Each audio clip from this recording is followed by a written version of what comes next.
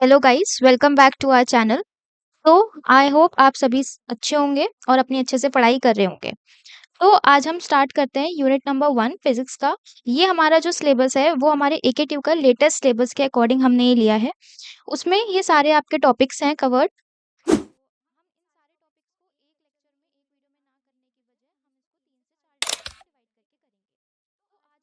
3 topics करने जा रहे हैं। Inadequacy of the classical mechanics, de Broglie concept of matter waves and division German experiment. तो अब हम स्टार्ट करने जा रहे हैं क्लासिकल मैकेनिक्स। ठीक है, तो हम सबसे पहले इनएडिक्वेट पढ़ने से पहले हमें ये पता होना चाहिए कि क्लासिकल मैकेनिक्स क्या थी और उसमें क्या-क्या प्रॉब्लम्स आई थी जिसकी वजह से हमने क्वांटम थ्योरी को इम्प्लीमेंट कराया या फिर हम उसको लेके आए। ठीक है, तो अब हम स्टार्ट करते हैं classical mechanics. Classical mechanics basically एक फिजिक्स की ही ब्रांच है। ठीक है, लेकिन वो क्या होता है, वो माइक्रोस्कोपिक बॉडीज पे वर्क करती है। ठीक है, वो माइक्रोस्कोपिक बॉडीज पे स्टडी उसने नहीं करी, वो सिर्फ मैक्रोस्कोपिक बॉडीज पे ही स्टडी करता है और उसके मोशंस पे, उस पे जो लगने वाली फोर्सेस हैं उन्हीं सब पे वो स्टडी करता है। तो क्लासिकल मैकेनिक्स जो है वो बेसिकली मैक्रोस्कोपिक बॉडीज के लिए बनाया गया था। माइक्रोस्कोपिक बॉडीज के लिए, छोटी बॉडीज के लिए उसने कुछ भी नहीं बताया। ठीक है, कुछ लॉज हैं, कुछ प्रिंसिपल्स हैं, जैसे कि Newton's law of motion, Newton's law of gravitation, law of conservation of energy, law of conservation of momentum. ये कुछ हमारे लॉज हैं। ठीक है, ये हमारे कुछ कंजर्वेशंस हैं जिस जो कि मैक्रोस्कोपिक बॉडीज के और उनके इन्फ्लुएंस जो फोर्सेस हैं उन्हीं सब के बेस पे हो रहा है। ठीक है, तो हिस्ट्री देख लेते हैं इसकी। तो मैं आपको एक चीज बताऊंगी। जैसे कि आइजैक न्यूटन सर थे, तो उन्होंने क्या करा था,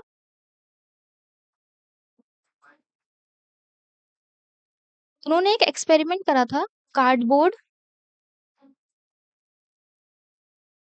एक्सपेरिमेंट।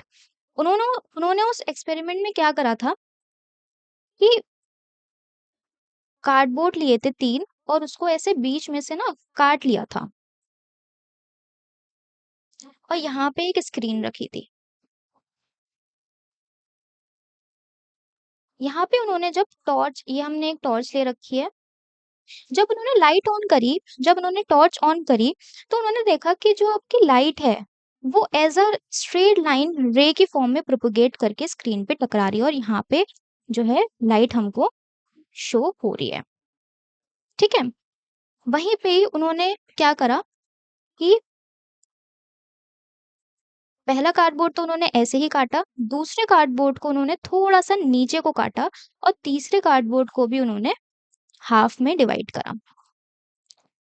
अब जब उन्होंने टॉर्च की लाइट मारी, तब उन्होंने देखा कि यहाँ पर कोई भी लाइट नहीं हमको दिख रही। क्यों नहीं दिख रही? क्योंकि इस कार्डबोर्ड ने उस लाइट को एब्ज़ॉर्ब कर लिया, उसको आगे जाने ही नहीं दिया। वो स्ट्रेट लाइन में प्रोपेगेट हो ही नहीं पाई। तो आइज़ैक न्यूटन ने ये बोला कि जो लाइट है, वो एज़ अ रे फॉर्म में प्रोपेगेट करती है, ट्रैवल करती है स्ट्रेट लाइन में। ठीक है?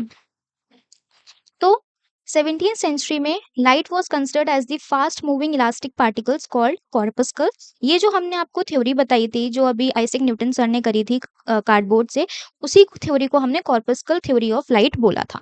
ठीक है, अब आप ये देख सकते हैं इस थ्योरी में उन्होंने इंटरफेरेंस, डिफ्रैक्शन, पोलराइजेशन, इन सब का कोई भी कॉन्सेप्ट एक्सप्लेन नहीं करा था।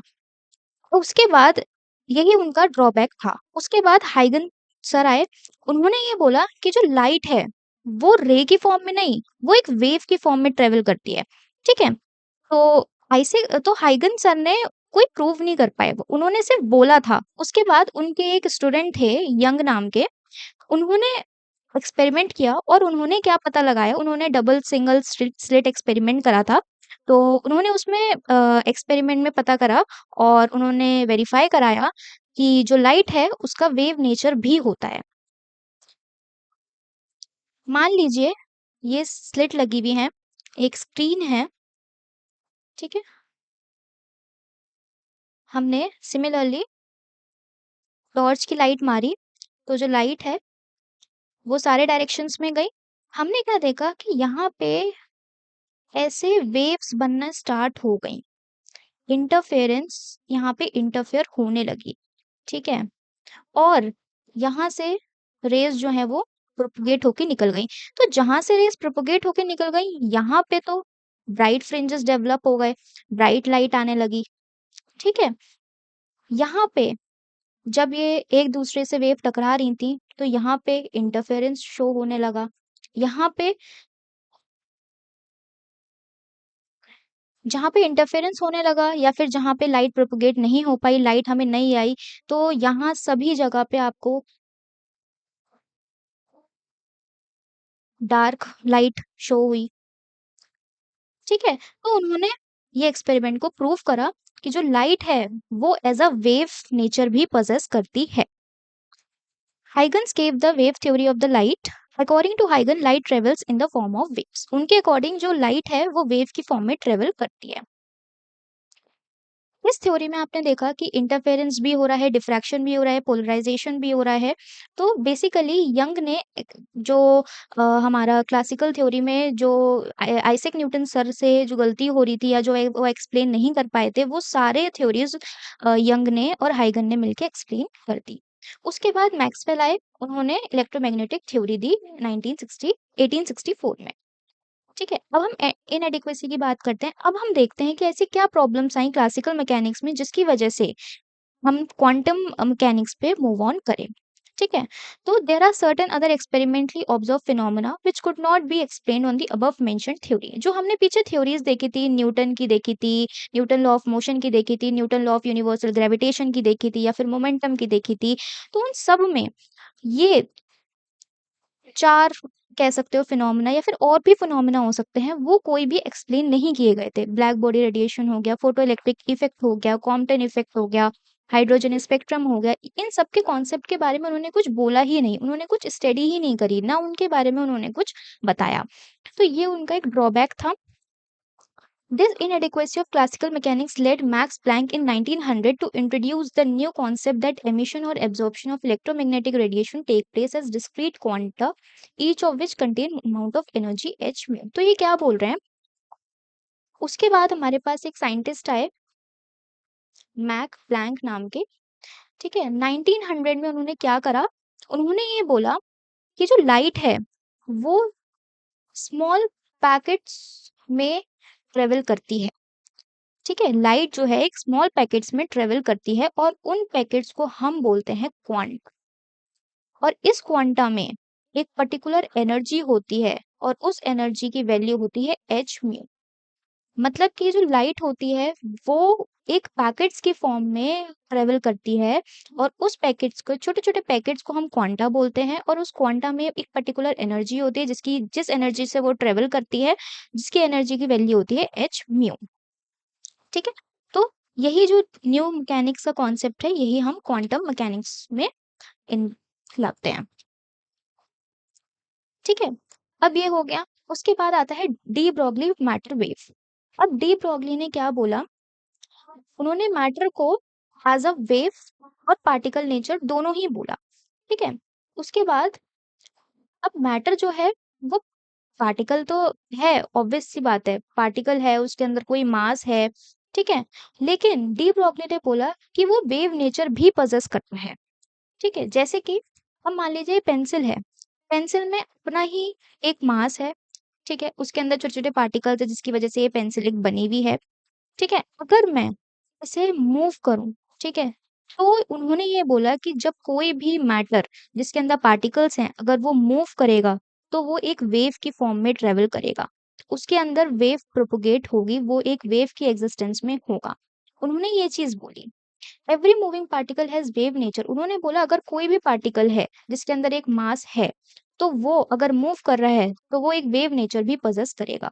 जैसे कि अगर ये पेंसिल है, अगर मैं इसे इधर-उधर मूव कर रही हूँ, तो ऑब्वियसली इसके अंदर एक वेव नेचर है। अगर हम ह्यूमन बीइंग्स हैं, अगर हम इधर-उधर ट्रैवल कर रहे हैं, हमारा एक अपना मास है, तो अगर हम इधर-उधर ट्रैवल कर रहे हैं, तो हमारे अंदर भी एक वेव नेचर है। उन्होंने उस वैल्यू को दिया lambda is equals to H upon P, जिसमें कि एच जो होता है वो हमारा प्लैंक्स कांस्टेंट है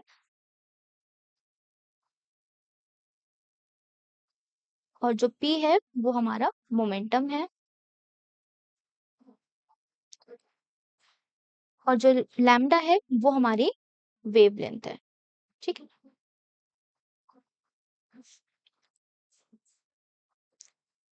If particle of mass m moving with velocity v, then its momentum is p is equals to mv।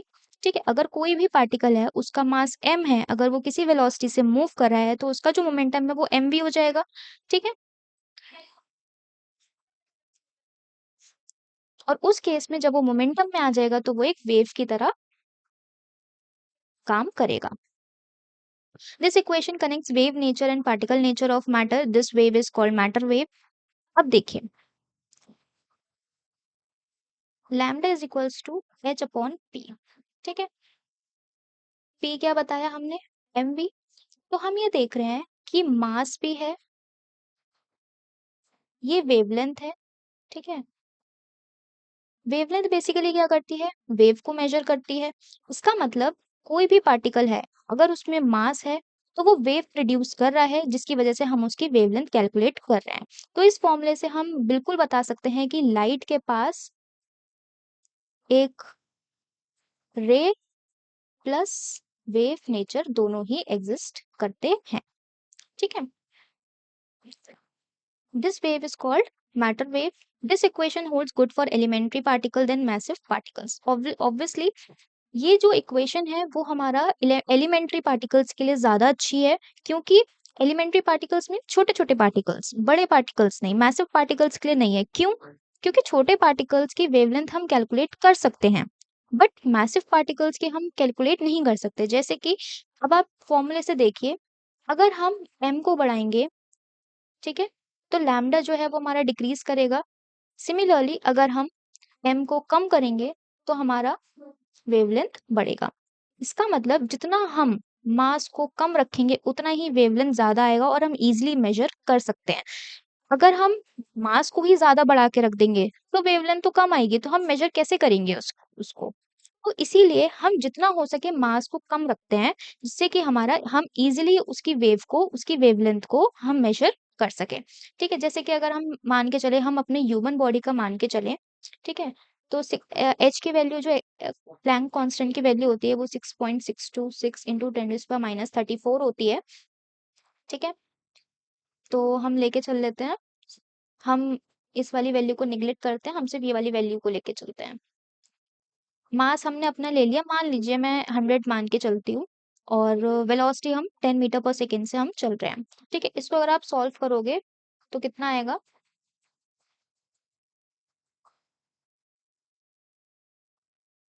Lambda की वैल्यू आ रही 10⁻31। कितनी छोटी है, क्या आपको लगता है ये पॉसिबल है कि हम इतनी छोटी वैल्यू को मेजर कर सके? Obviously not. तो इसीलिए अब हम देखते हैं छोटे पार्टिकल के लिए, हम एक एग्जांपल ले लेते हैं इलेक्ट्रॉन्स का। इलेक्ट्रॉन का मास कितना होता है, 1.6 इंटू 10⁻⁹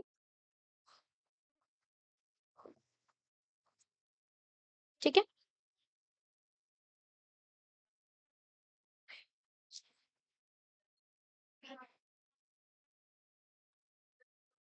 तो हम ले लेते हैं इलेक्ट्रॉन्स की अगर हम बात करते हैं, तो lambda is equals to 10⁻⁻34 divided by 10⁻⁻19 into velocity हम ले लेते हैं उसकी, मान लीजिए आप कुछ भी ले लीजिए, आप 10 ले लीजिए या फिर 100 ले लीजिए। ठीक है, तो 10⁻⁻4, 10⁻⁻19 +2 -17। तो अगर आप सॉल्व करेंगे,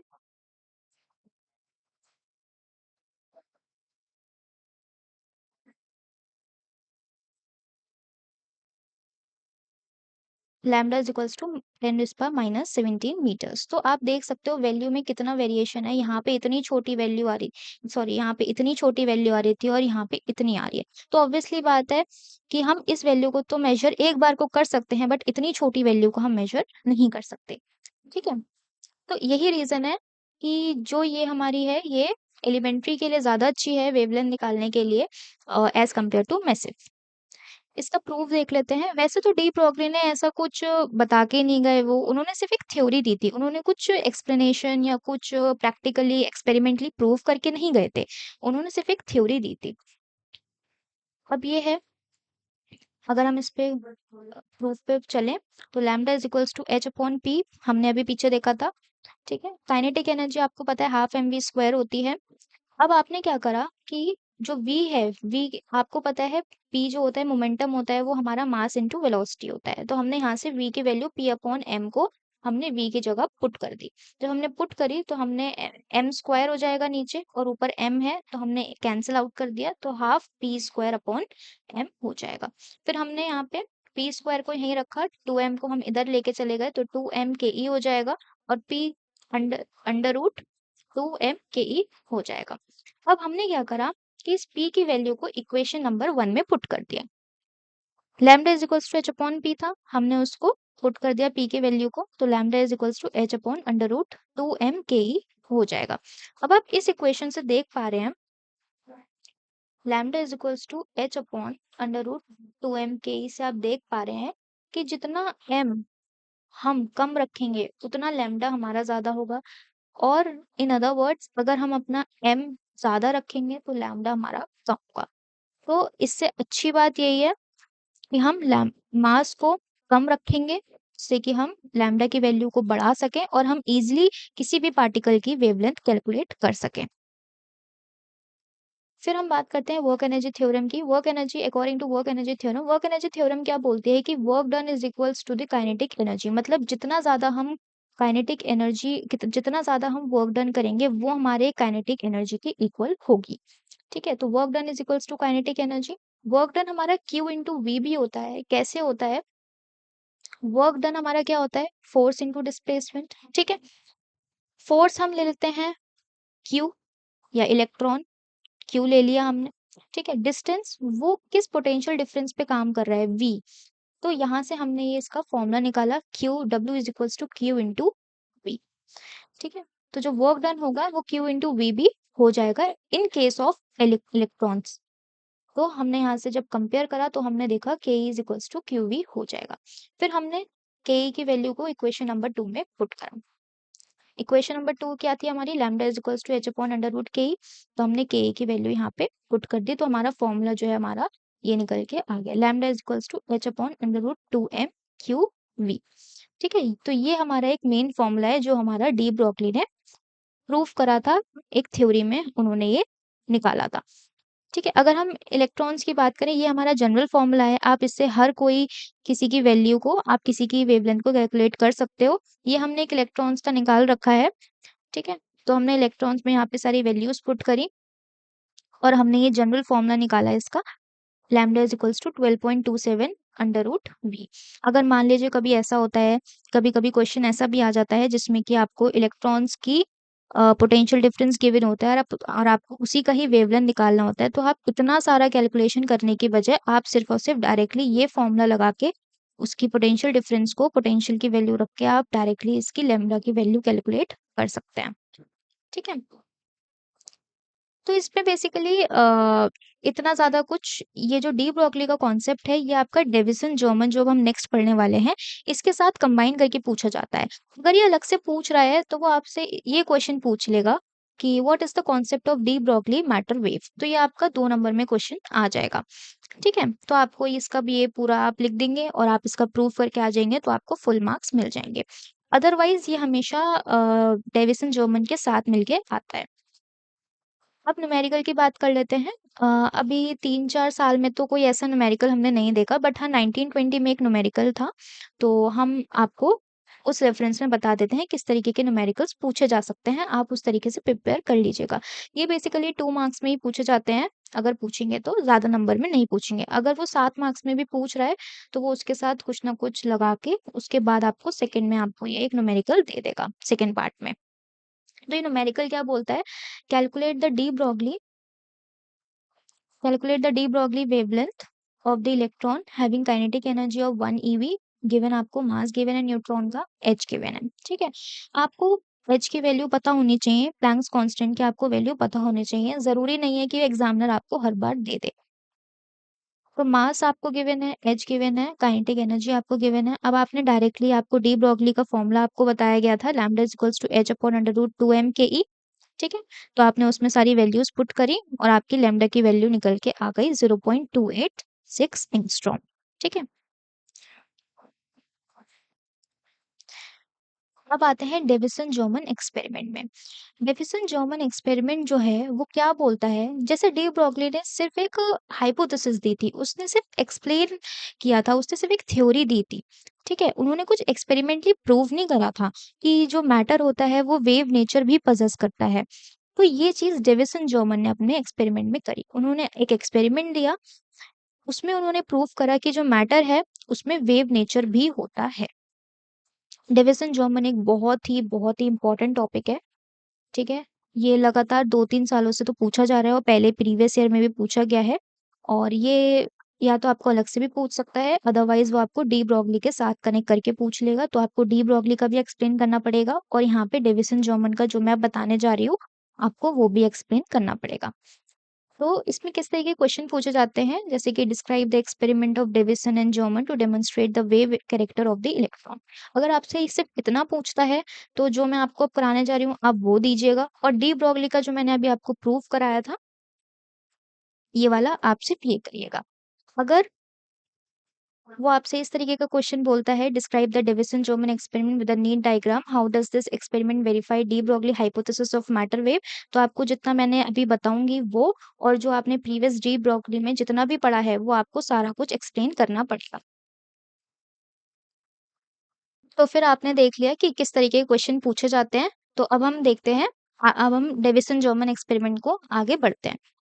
डायग्राम देख लेते हैं इसका क्या बोलता है सबसे पहले तो।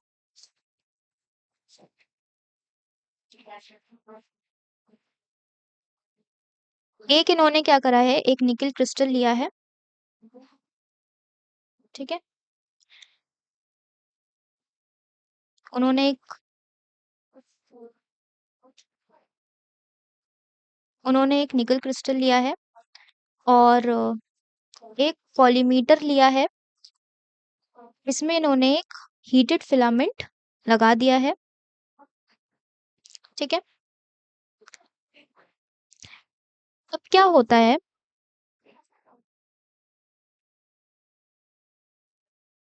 ये हीटेड फिलामेंट है, ये ऑब्वियसली जब हीट है तो उसके अंदर इलेक्ट्रॉन्स होंगे। ठीक है, तो वो इंजेक्ट हुए जब इलेक्ट्रॉन्स, आप कुछ भी ले सकते हो, इलेक्ट्रॉन गन भी ले सकते हो, इसमें कोई वो नहीं है। तो जब हीटेड फिलामेंट, जब आपने इसको, इसके अंदर कॉलीमीटर, ये कॉलीमीटर है, कॉलीमीटर के अंदर आपने जब इसे लगाया तो इसके अंदर से इलेक्ट्रॉन पास हुए। क्या पास हुए? इलेक्ट्रॉन। तो जब इलेक्ट्रॉन पास हुए तो ये निकल क्रिस्टल प्लेट पे टकराए। निकल क्रिस्टल प्लेट पे टकराने के बाद ये एक थीटा एंगल पे सारे इलेक्ट्रॉन्स डिफ्रेक्ट हुए, और हमने एक यहाँ पे स्केल लगा रखा है। ठीक है,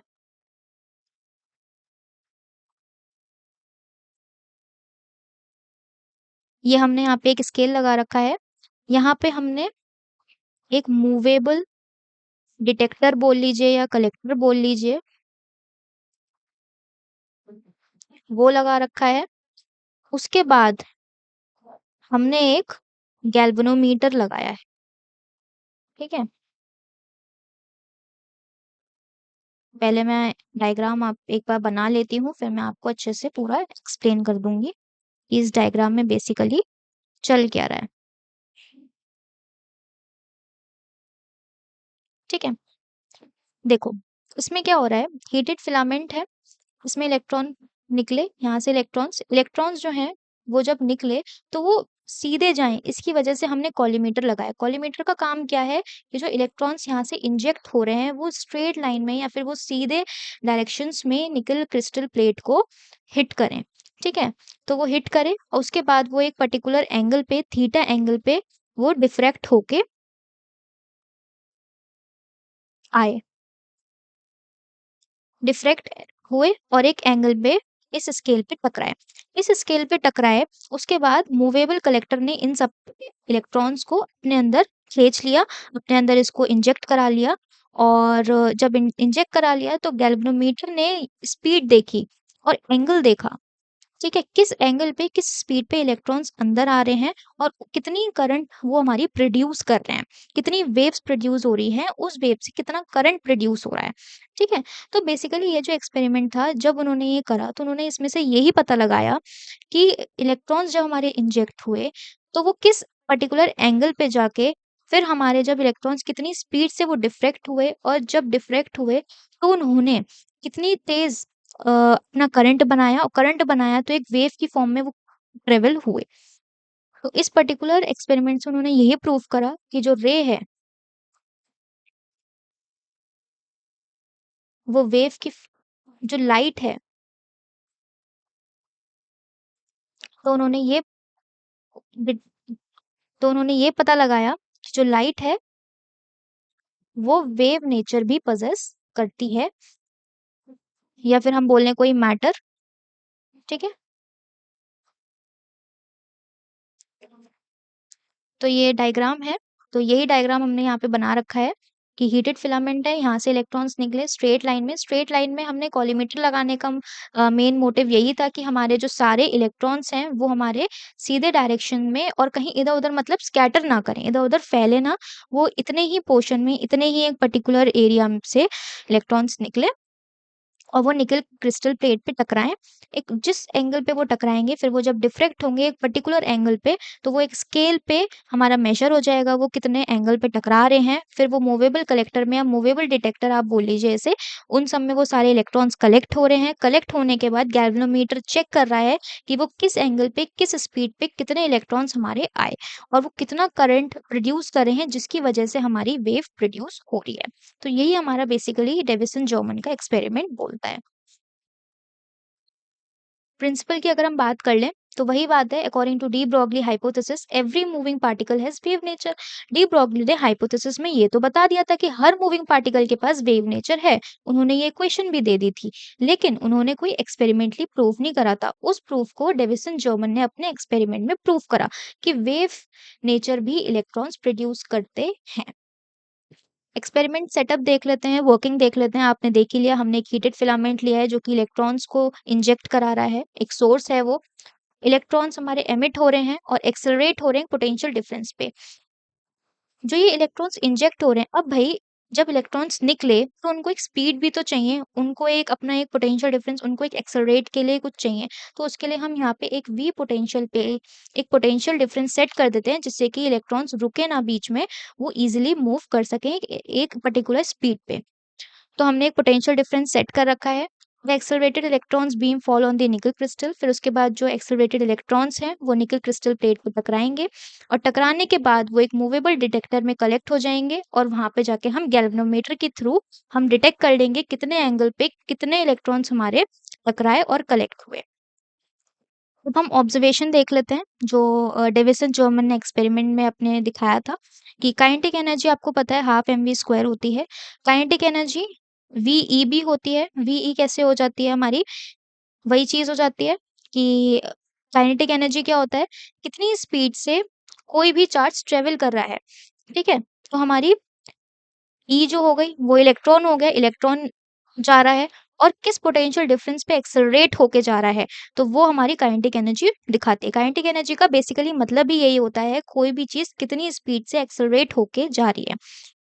तो ये क्वेश्चन ये एक थी और काइनेटिक एनर्जी इक्वेशन ये थी। इन दोनों को जब हमने कंपेयर करा तो हमने ये देखा half M V square is equals to V. तो ये हमारी इक्वेशन नंबर 1 हमने लेट कर ली। जब हमने ये 1 लेट कर ली तो हमने क्या करा कि जो v है, v को हमने यहीं रखा, मतलब वेलोसिटी को, और बाकी को हम राइट साइड पे ले आए। ठीक है, हमने क्या करा, हाफ एम वी स्क्वायर था, वहां पे हमारा वी ई था, तो जो हमारा वेलोसिटी था हमने उसको यहीं रखा और ये सारी चीजें हम यहाँ पे ले आए। तो v जो हमारा वेलोसिटी है वो हो गया √2ve/m। ये हमारी इक्वेशन नंबर 2 हो गई। अब हमने दोनों साइड को m से मल्टीप्लाई करा क्योंकि हमें मोमेंटम बनाना है। इससे हमें इस इक्वेशन से हमें कुछ क्लियर नहीं हो रहा था, हम कोई कंक्लूजन पे नहीं पहुंच रहे थे, तो उन्होंने मास से मल्टीप्लाई करा। जब उन्होंने मास से मल्टीप्लाई करा बोथ साइड पे, तो एम वी हो गया और इधर हमारा m√2ve/m हो गया। अब एम वी हो गया, अब हमने इस साइड को सॉल्व करा तो आपका हो गया √2mve। एम वी आपको पता है p होता है ये, p मतलब मोमेंटम, किस मोमेंटम पे कोई भी पार्टिकल मूव हो रहा है। But according to de Broglie equation M V is equals to H upon lambda, आपको पता है ये कैसे आया, ये ऐसे आया, आपको पता है lambda is equals to H upon T. De Broglie ने बोला था। तो अगर आप पी की वैल्यू निकालते हो तो एच अपॉन लैम्डा हो गई, और आपको पता है पी जो है हमारा एमवी के भी इक्वल होता है। तो इस तरीके से हमारी ये इक्वेशन बन गई, MV is equals to H upon lambda. MV तो ऐसे ही रहेगा, और हमने एच अपॉन लैम्डा पी के इक्वल होता है वो हमने यहाँ से ले लिया। Hence from equation number 3 and 4, 3 और 4 से हमने ये देखा एमवी हमारा इसके इक्वल भी है, एमवी हमारा इसके इक्वल भी है, तो हमने दोनों को इक्वेट कर दिया, दोनों को कंपेयर कर लिया। तो हमने देखा under root 2 MV is equals to H upon lambda, और हमें एंड में क्या निकालना था, हमें लैम्डा की वैल्यू ही निकालनी थी, वेवलेंथ निकालना, तो wavelength is equals to H upon under root 2 MV हो जाएगा। तो ये बेसिकली डेविसन जर्मन ने एक्सपेरिमेंटली प्रूव करा अपने एक्सपेरिमेंट से। तो कंक्लूजन क्या निकला, डेविसन जर्मन एक्सपेरिमेंट जो है उन्होंने इलेक्ट्रॉन कंफर्म कर दिया कि इलेक्ट्रॉन वेव नेचर को पजेस करता है, और उन्होंने de Broglie matter wave hypothesis को भी वेरीफाई एक्सपेरिमेंटली कर दिया। Thank you, that's all. हमने पिछले सेशन में यूनिट 1 की 3 टॉपिक्स कवर करे थे, inadequacy of the classical, de Broglie concept और डेविसन जर्मन। अब आज हम स्टार्ट करने जा रहे हैं wave packets, phase velocity, group velocity और हेसेनबर्ग अनसर्टेनिटी प्रिंसिपल। ये 4 टॉपिक को हम आज इस लेक्चर में कवर करने जा रहे हैं। फेज वेलोसिटी, तो फेज वेलोसिटी बेसिकली अगर हम सिंपल वर्ड्स में बात करें, फेज वेलोसिटी एक सिंगल वेव के बारे में डिफाइन करती है। मतलब कि the velocity with which a monochromatic wave single frequency wavelength, इसमें क्या होता है, सिर्फ सिंगल फ्रीक्वेंसी वेवलेंथ होती है। जैसे कि मान लीजिए ये है, सिंगल फ्रीक्वेंसी वेवलेंथ ही खाली होगी। जब सिंगल फ्रीक्वेंसी की वेवलेंथ जब ट्रेवल करती है तो उसको हम बोलते हैं फेज वेलोसिटी। अगर वो पर्टिकुलर सिंगल वेव जिस वेलोसिटी पे ट्रेवल करती है उसी को ही हम फेज वेलोसिटी बोलते हैं। It is the characteristic of individual wave, ये एक सिंगल वेव की कैरेक्टरिस्टिक है। Expression for the phase velocity, ये इम्पोर्टेंट नहीं है इतना एग्जाम पॉइंट ऑफ व्यू से, बट आपको पता होना चाहिए कि फेज वेलोसिटी की डेरिवेशन क्या है, इसका मेन जो आंसर है वो कहाँ से कैसे निकला। ठीक है, तो consider a wave whose displacement y is expressed as this. ये आपकी एक वेव की इक्वेशन है, y is equals to a sine omega t minus K X, जहाँ पे a आपका एम्पलीट्यूड होता है, ओमेगा आपका एंगुलर फ्रीक्वेंसी होता है जिसकी वैल्यू होती है omega is equals to 2 pi frequency 2 pi F, K होता है आपका प्रोपगेशन कांस्टेंट जिसकी एक वैल्यू होती है K equals to 2 pi upon lambda, और एक्स जो होता है वो आपका डिस्प्लेसमेंट होता है। हम क्या करते हैं कि ये जो हमारी जो वेव है वो एक कांस्टेंट फेज में ट्रेवल कर रही है। ठीक है, तो ऑब्वियसली जब कांस्टेंट फेज में ट्रेवल कर रही है तो इसका ये वाला जो पार्ट है, साइन के अंदर का जो पार्ट है वो हमारा पूरा कांस्टेंट रहेगा। तो omega T minus K x equals to constant हो जाएगा। तो जब कांस्टेंट हो जाएगा उसके बाद हम उसका डिफरेंशिएट करेंगे विद रिस्पेक्ट टू टी। तो जब हम डिफरेंशिएट करेंगे,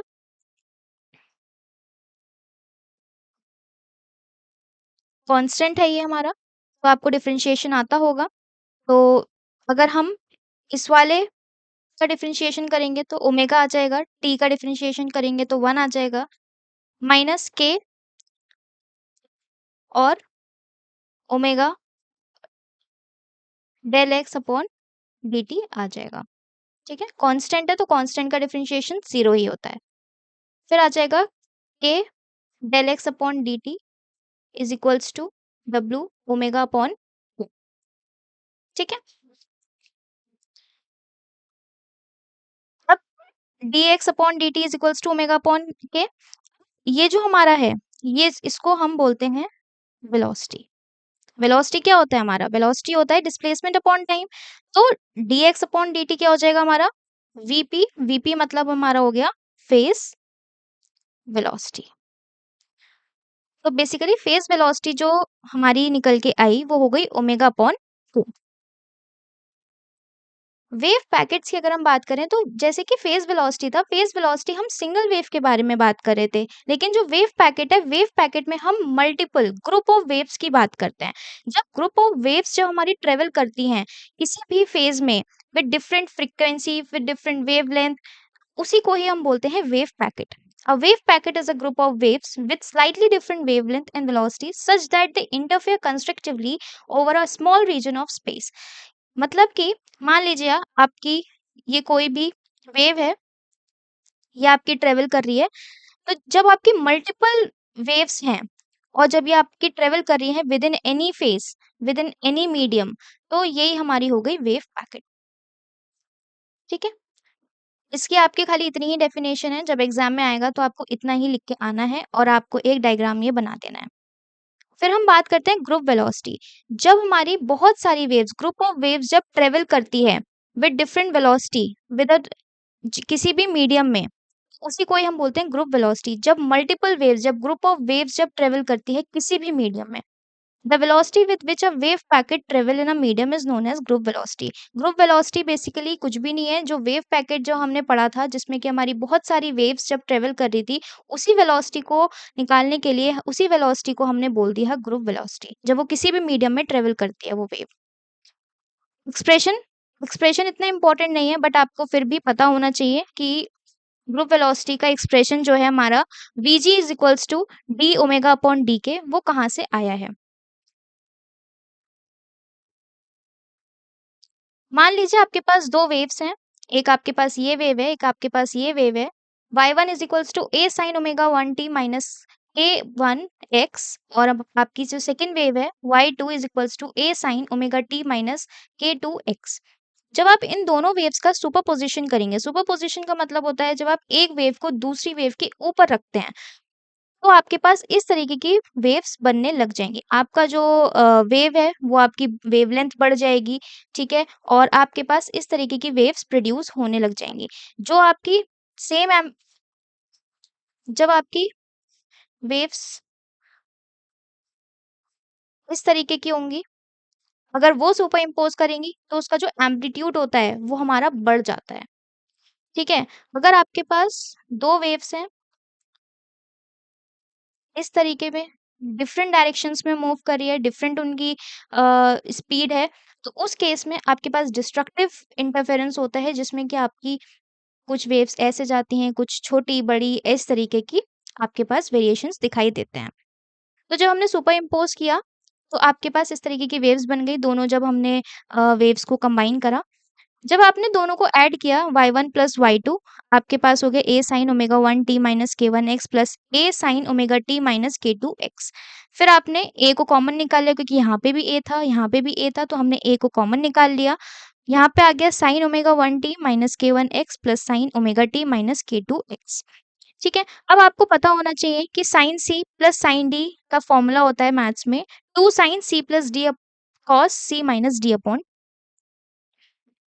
साइन, यह आपका पूरा वैल्यू c हो गई और ये वाली आपकी पूरी वैल्यू d हो गई। तो हमने यहाँ पे फॉर्मूला लगा लिया sine c plus sine d का, तो आपके पास आ गया y1 plus y2 is equals to a 2 sine, आपने c प्लस d लगाया, c आपका ये है, d आपका ये है, तो आपने दोनों को ऐड करके अपॉन 2 करा और फिर आपने cos का फॉर्मूला लगाया, cos लगाया, cos की आइडेंटिटी लगाई, तो cos c minus d, c आपके पास ओमेगा 1 t माइनस k1x है, minus omega T plus k2x आ गया। ठीक है, अब आप क्या करेंगे कि जो सेम वेरिएबल्स के हैं, जैसे कि t और t, x और x, उन लोगों को एक साथ ले आएंगे और t वाले को एक तरफ और x वाले को एक तरफ, जिससे कि हमारे पास दोनों वेरिएबल्स एक तरफ एक दूसरे की तरफ सिमिलर वे में आ सके। तो y1 plus y2 is equals to 2a आ गया साइन, जैसे कि t हमने यहाँ पे कॉमन ले लिया, omega 1 plus omega 2 upon 2 minus k1 plus k2 upon 2, और हमने x को ले लिया कॉमन। सिमिलरली हमने कॉस में भी करा, t को कॉमन ले लिया, omega 1 minus omega 2 upon 2 minus k1 minus k2 upon 2 x।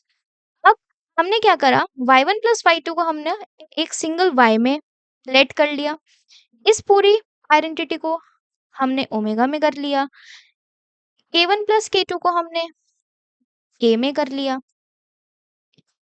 Omega 1 minus omega 2 upon 2 को हमने डी ओमेगा अपॉन 2 में कर लिया, और k1 माइनस k2 अपॉन 2 को हमने डी के अपॉन 2 में कर लिया। ठीक है, अब हम इन सारी वैल्यूज को जो हमने लेट किया है, अब हम उन्हें इम्प्लीमेंट करते हैं। तो y is equals to 2a sine ये आपने क्या लेट किया ओमेगा टी माइनस ये आपने क्या लेट किया के एक्स कॉस ये आपने क्या लेट किया D omega upon to T minus इसको आपने लेट किया था D K upon two x.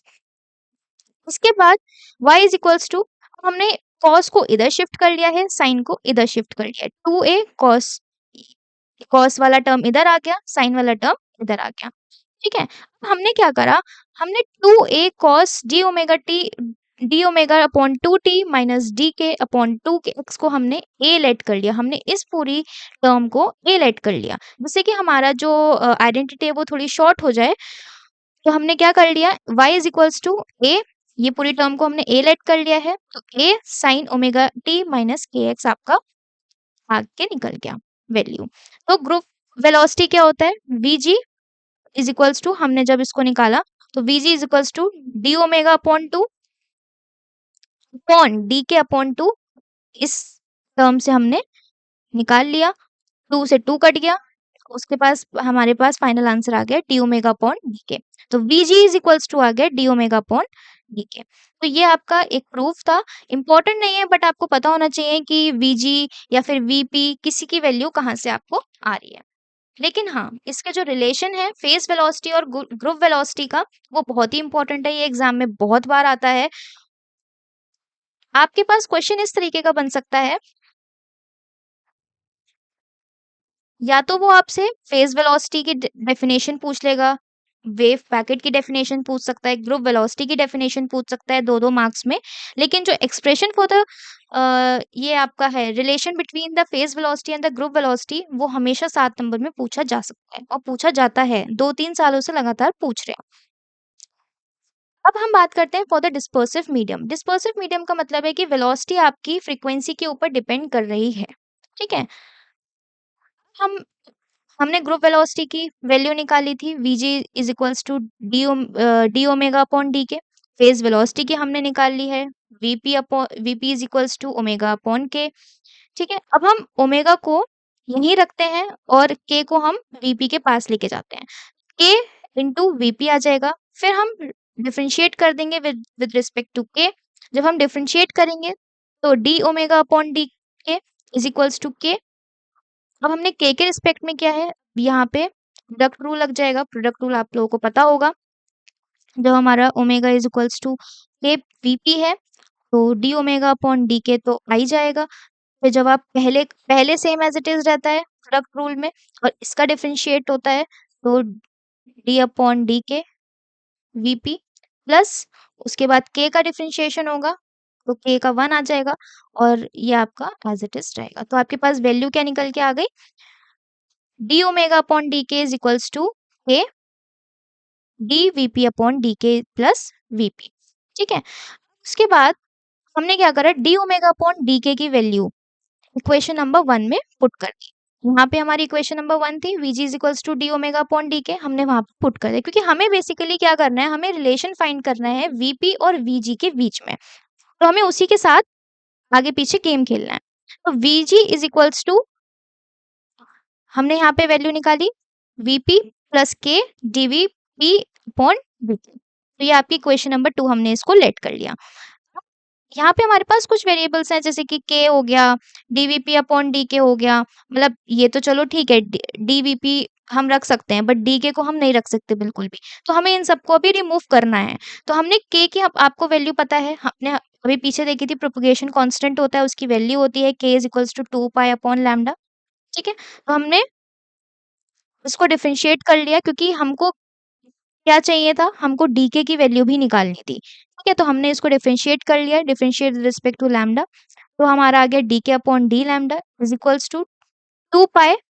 ठीक है जब आप इसकी आपको पता होगा कि डिफरेंशिएट ऑफ 1 अपॉन एक्स क्या होता है अगर हम ऊपर लेके जाएंगे तो -1 एक्स -1 -1। ठीक है तो क्या आ जाएगा -1 अपॉन एक्स स्क्वायर ये आपका डिफरेंशिएट होता है।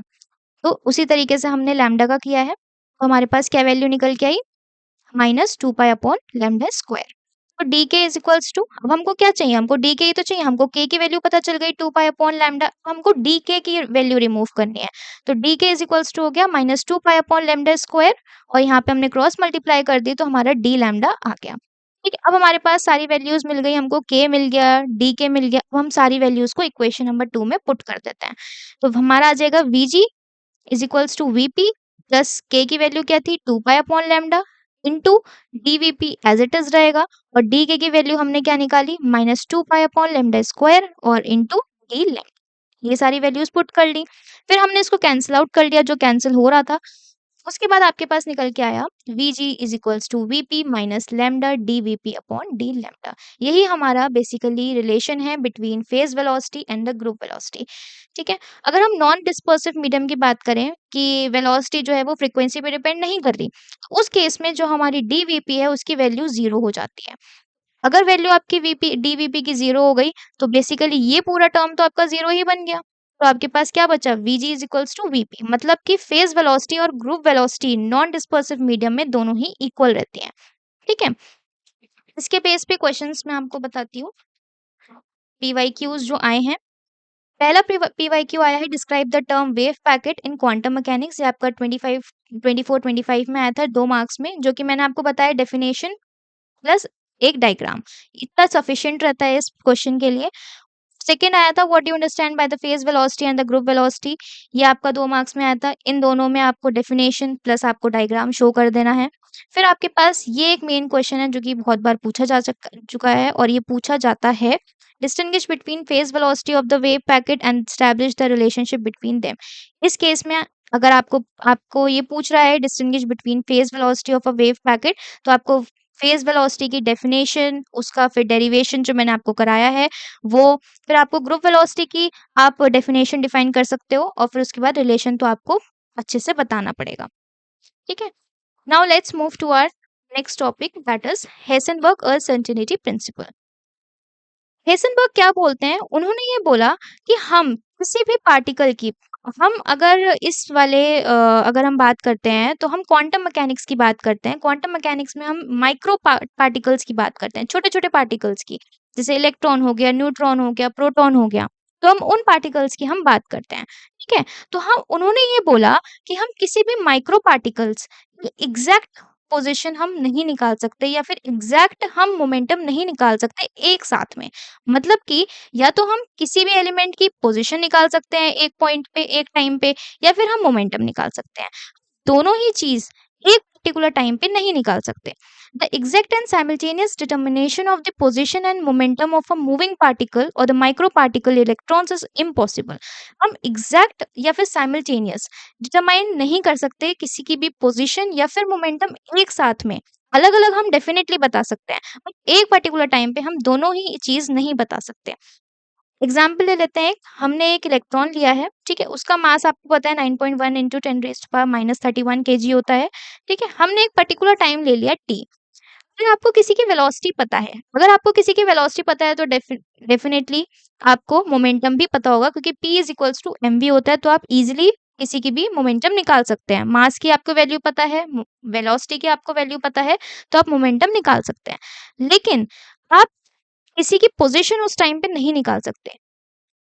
सिमिलरली अगर आपको किसी भी मास, अगर आपको किसी इलेक्ट्रॉन का मास गिवन है, कोई पर्टिकुलर टाइम है, आपको उसकी पोजीशन पता है, तो आप उसकी वेलोसिटी नहीं निकाल सकते। यही चीज उन्होंने बोली थी। He said that if error in momentum measure, अब उन्होंने क्या उन्होंने ये सब बता दिया कि ऐसा ऐसा था। तो उन्होंने एक इसका मेथड निकाला, इसकी एक चीज बताई, इसको प्रूव करा। उन्होंने कैसे प्रूव करा कि उन्होंने बताया कि अगर हम एरर निकाल दें दोनों का, तो हम उससे प्रूव कर सकते हैं कि भाई दोनों की चीजें, हम दोनों की पोजीशन और मोमेंटम हम दोनों एक साथ नहीं निकाल सकते। तो उन्होंने क्या करा, एरर निकालने की कोशिश करी। उन्होंने ये बोला कि मान लीजिए कि कोई भी इलेक्ट्रॉन है, ठीक है, वो उसका एक एग्जैक्ट कोई भी पर्टिकुलर टाइम पे एग्जैक्ट पोजीशन पे होगा। ठीक है, मान लीजिए कोई भी पोजीशन हम मान लेते हैं, कोई भी इलेक्ट्रॉन है, वो एक पर्टिकुलर टाइम पे इस जगह पे x इक्वल्स टू 2 की पोजीशन पे प्रेजेंट होगा। ठीक है, लेकिन जरूरी नहीं है कि भाई माइक्रो पार्टिकल है, तो हम एग्जैक्ट तो उसकी पोजीशन निकालना पॉसिबल नहीं हो पाएगा। तो उन्होंने ये बोला कि मान लीजिए हम उसके आस-पास करीब की हमने कोई वैल्यू निकाली, मान लीजिए 2.2 की हमने वैल्यू निकाली। तो उसका जो डेल्टा निकला, जो उसका चेंज निकला, जो हमारा एरर आ रहा है, वो कितना आ रहा? वो हमारा एरर आ रहा है 0.2 का। तो वही चीज़ उन्होंने बोली कि अगर हम किसी की भी एरर निकालते हैं, एरर इन मोमेंटम निकाल लेते हैं या किसी की पोज़ीशन का एरर निकाल लेते हैं, कितना हम वेरिएशन ला रहे हैं एग्ज़ैक्ट पोज़ीशन में और जो हमारी एक्सपेरिमेंटली डिटरमाइंड पोज़ीशन है उसमें, तो उसमें कितना एरर आ रहा है वो हम उसकी वैल्यू निकाल सकते हैं, डेल पी और डेल एक्स से। तो हमने उसकी निकाली वैल्यू, उसके बाद उन्होंने ये एक्सप्रेशन बताया कि del P into del X is equals to H upon 4 pi. ठीक है, अगर हम दोनों एरर का मल्टीप्लिकेशन करें तो वो एच अपॉन 4 पाई के इक्वल होता है। फिर उसके बाद उन्होंने बोल दिया कि एच अपॉन 4 पाई जो है उसको हम थोड़ा सा बहुत लेंदी सा हो रहा था तो उन्होंने थोड़ा सा उसे रिड्यूस करने की कोशिश करी, तो एच अपॉन 2 पाई को उन्होंने एक तरफ रखा और 1 को उन्होंने एक तरफ रखा, जिसको उन्होंने एच अपॉन 2 पाई को एक value they the H cut. तो हम एच कहीं पे भी अगर हम एच कट का यूज़ करें तो आप समझ जाइएगा कि हम एच अपॉन 2 पाई की बात कर रहे हैं। तो उन्होंने क्या बताया कि del P into del X is greater than और is equals to H cut upon, ये उनकी फाइनल जो थी वो वैल्यू उन्होंने बताई।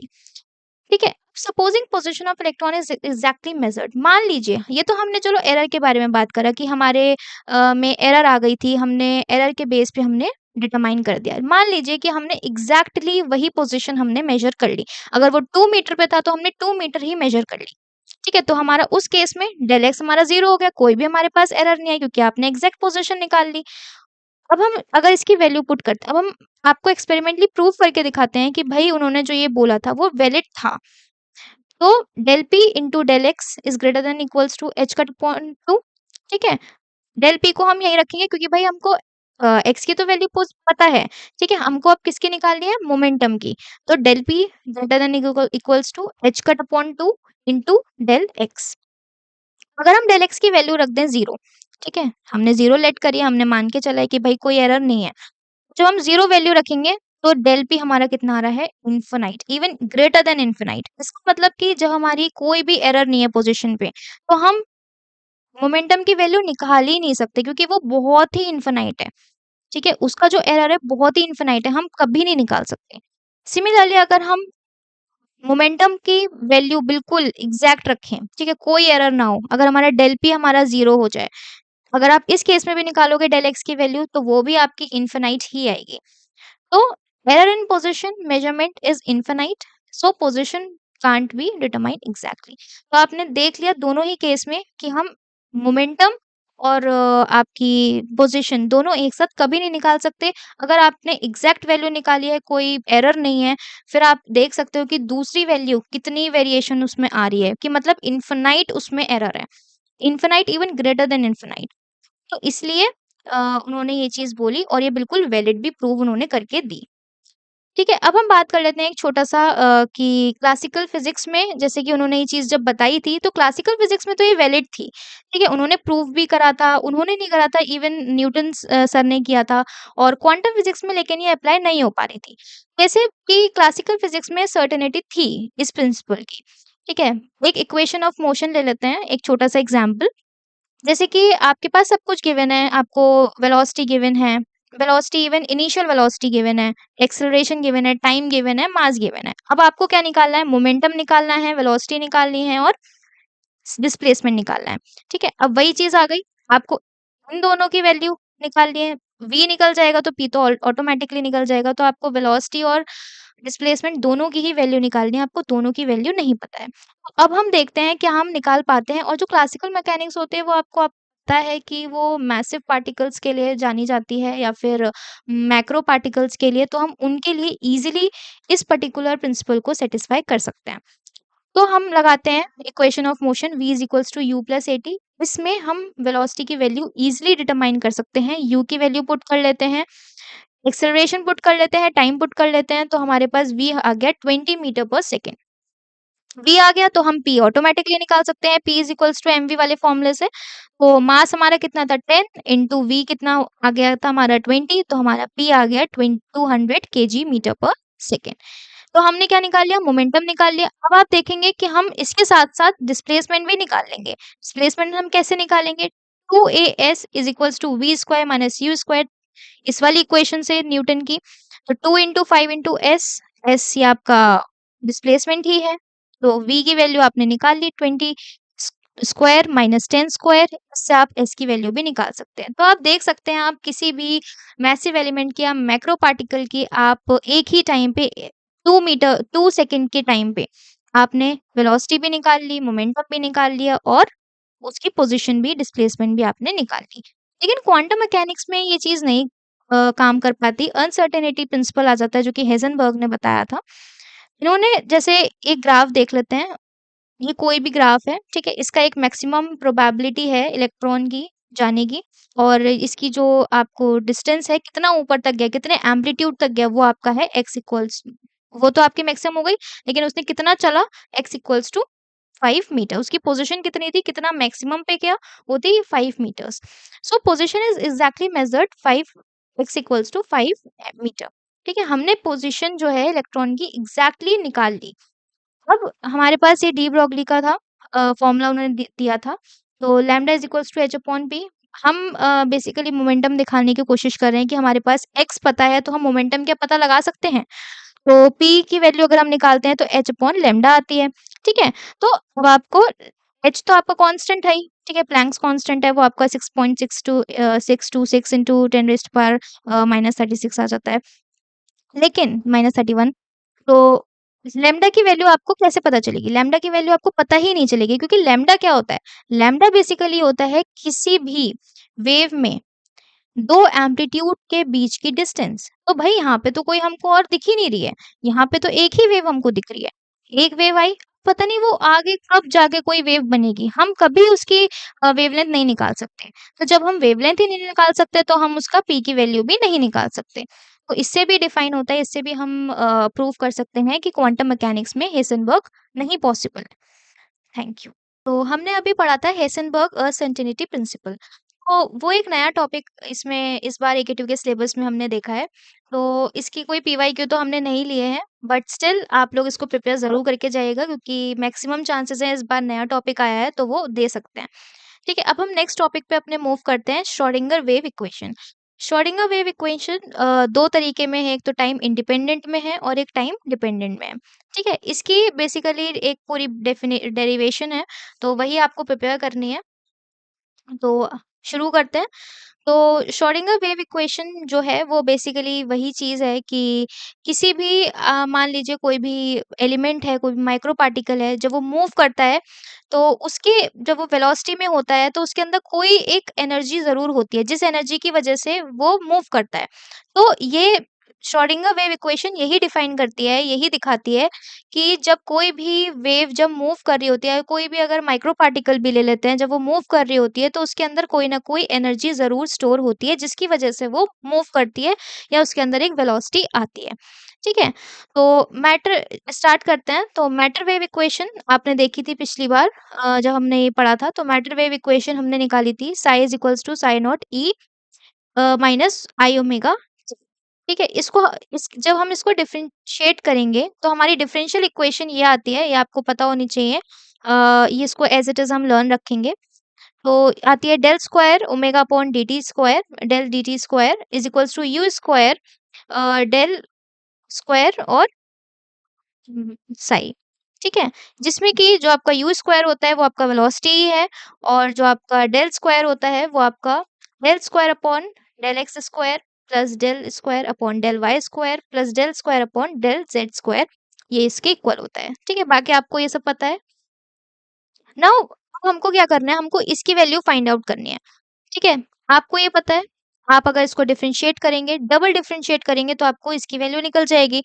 हमारा मोटिव है, अब हमको इसको रिप्लेस करना है। हमको इस वाली जो हमारी इक्वेशन है, हमें इसे डबल डिफरेंशिएट करके हमें इसकी वैल्यू को निकालना है।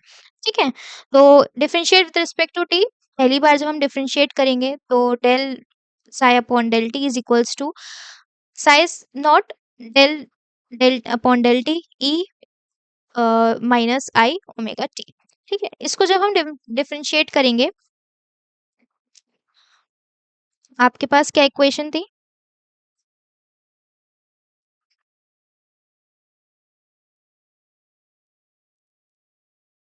ये इक्वेशन थी आपके पास, ठीक है। आपको पता है कि डेल अपॉन dt e की पावर x की क्या डिफरेंशिएशन होता है? e की power x del upon del T, और जो भी हमारे पास e की पावर में जो भी टर्म होती है वो उसका डबल फिर से हम डिफरेंशिएट करते हैं। तो हमने यही चीज करी है यहाँ पे, साई नॉट e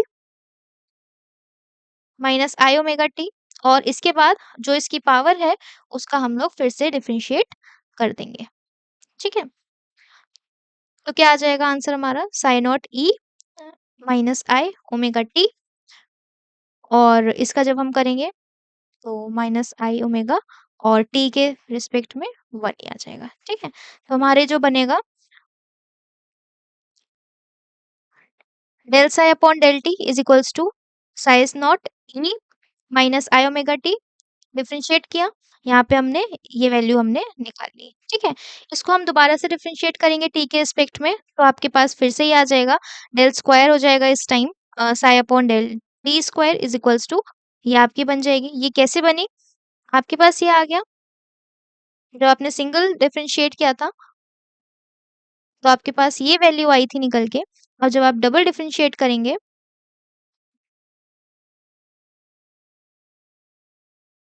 तो आपके पास क्या आएगी वैल्यू, ये तो एज इट इज रहेगी,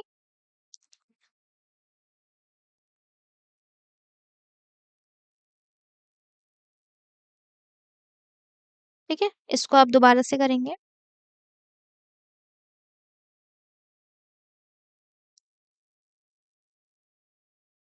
तो आ जाएगी आपके पास माइनस आई ओमेगा, और डिफरेंशिएट करेंगे E minus I omega T, ठीक है। वही फॉर्मूला हम लगाएंगे फिर से, del upon del T E की पावर एक्स वाला, तो आ जाएगा आपके पास ई की power minus I omega T, और इसका करेंगे हम माइनस आई ओमेगा टी का, तो क्या आ जाएगा,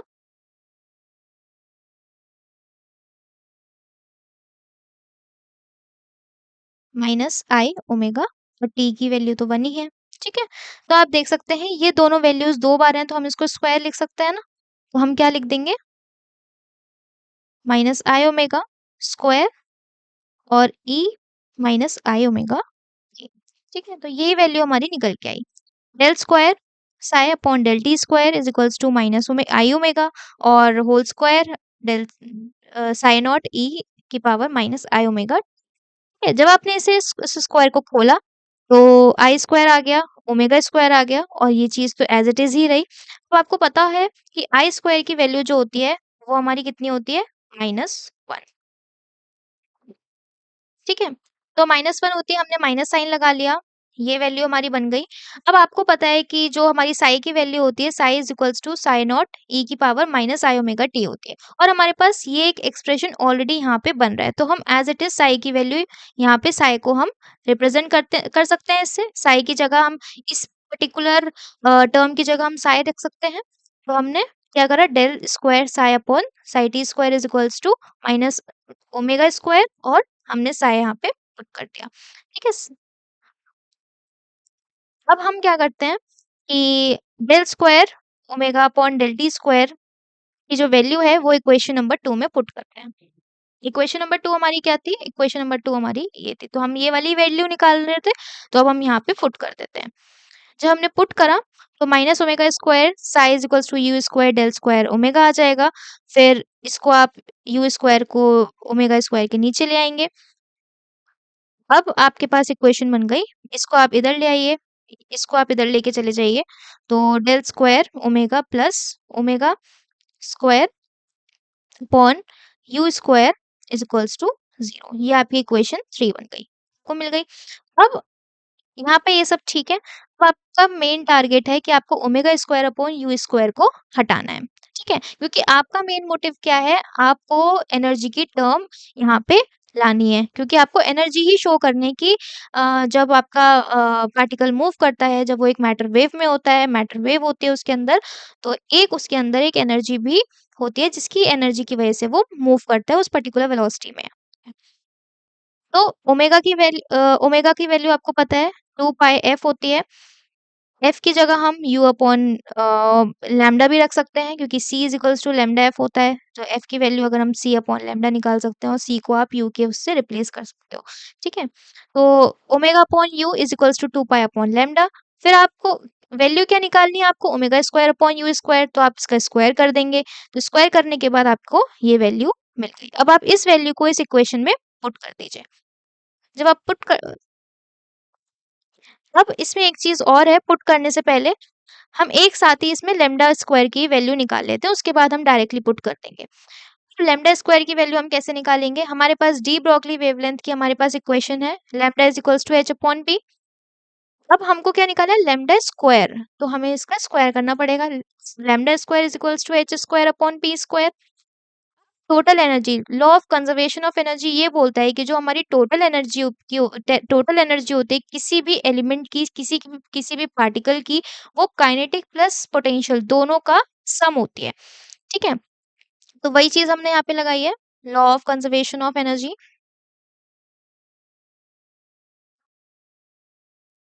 टोटल एनर्जी जो होती है वो हमारी kinetic energy plus potential energy के इक्वल होती है। अब हमने काइनेटिक एनर्जी का फॉर्मूला यहाँ पे पुट कर दिया है, हाफ एम वी स्क्वायर होता है। ठीक है, अब हमने क्या करा कि m से इसको मल्टीप्लाई और डिवाइड कर दिया। E is equals to half, multiply करेंगे तो m स्क्वायर आ जाएगा, v square plus v upon divide करेंगे m आ जाएगा। E is equals to p square, इस वाली टर्म को ही हम खाली करेंगे। ठीक है, इसको हम नहीं छेड़ेंगे, हम सिर्फ इसी वाले टर्म को करेंगे, सिर्फ इसी वाली टर्म में करेंगे हम डिवाइड और मल्टीप्लाई। तो फिर आ जाएगा हमारा E इज इक्वल्स टू, अब m स्क्वायर और v square into V square क्या बन गया, पी स्क्वायर, इसकी जगह हम पी स्क्वायर वैल्यू रख सकते हैं।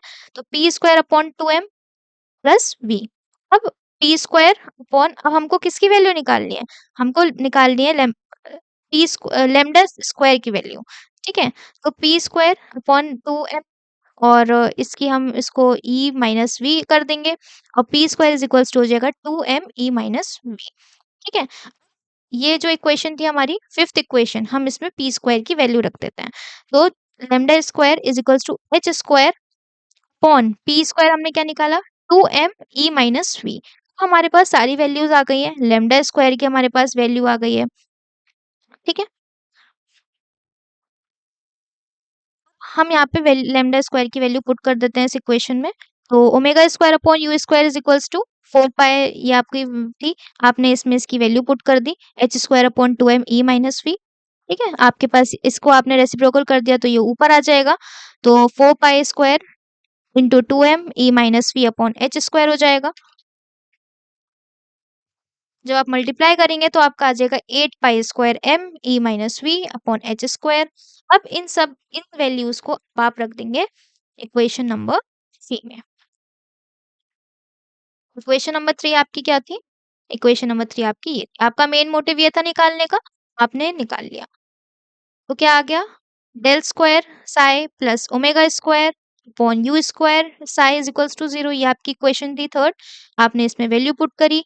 ठीक है, वैल्यू पुट करने के बाद ये आपकी निकल गई है, वैसे तो कोई दिक्कत नहीं है, लेकिन अगर आपको थोड़ा और शॉर्ट करना है तो आप और शॉर्ट कर सकते हो इसको। तो आप किस तरीके से शॉर्ट कर सकते हो, आपने क्या करा कि जो 8 है हमने उसको थोड़ा सा एक्सपेंड कर लिया। हमने किस तरीके से एक्सपेंड करा, हमने क्या करा कि 2 को तो हमने ऊपर रखा। ठीक है, जो डिनोमिनेटर एच स्क्वायर है अपॉन 4 हमने यहाँ रख दिया। ठीक है, 4 पाई बेसिकली हम इस पूरे टर्म को लेके गए हैं नीचे। तो del square psi plus 2m, हमने 2m हो गया, ये पूरे टर्म को हम एडजस्ट कर रहे हैं तो हमने ऊपर सिर्फ 2 को रखा है, तो 2m e minus V Sai हो गया। और नीचे हमने क्या रखा है, एच स्क्वायर, नीचे आपका क्या बन रहा है, H square upon 4 pi square. ठीक है, 4 पाई स्क्वायर, उसको हम लिख सकते हैं ऐसे, एच अपॉन 2 पाई का होल स्क्वायर, है ना। और h अपॉन 2 पाई मैंने आपको पहले बता रखा है कि ये h कट होता है, तो हमने h कट से इसको रिप्लेस कर दिया। तो हमारे पास फाइनल श्रोडिंगर टाइम इंडिपेंडेंट की इक्वेशन आपके पास ये निकल के आई, del square psi plus 2 pi upon h cut square e minus v psi is equals to 0। इसमें आप इस इक्वेशन में देख सकते हैं आपके पास टाइम t कोई भी वैल्यू आपको नहीं दिखाई दे रही, कोई भी वेरिएबल t ऐसा आपको नहीं दिख रहा, या फिर आपको कोई ऐसा वेरिएबल भी नहीं दिख रहा जो कि टाइम पे डिपेंड कर रहा है। ये सिर्फ एक एनर्जी पे डिपेंड कर रहा है। हमारा मेन मोटिव यही था टाइम इंडिपेंडेंट का, ये निकालना कि जो हमारी इक्वेशन है या हमारा जो भी मूविंग पार्टिकल है, मैटर वेव है, ठीक है, वो एनर्जी के उसमें एनर्जी स्टोर होती है और वो उसी एनर्जी के साथ उसकी वेलोसिटी, उसकी रेंज डिसाइड करता है और उसी एनर्जी में वो पार्टिकल मूव करता है। ठीक है? अब बात आती है टाइम डिपेंडेंट की।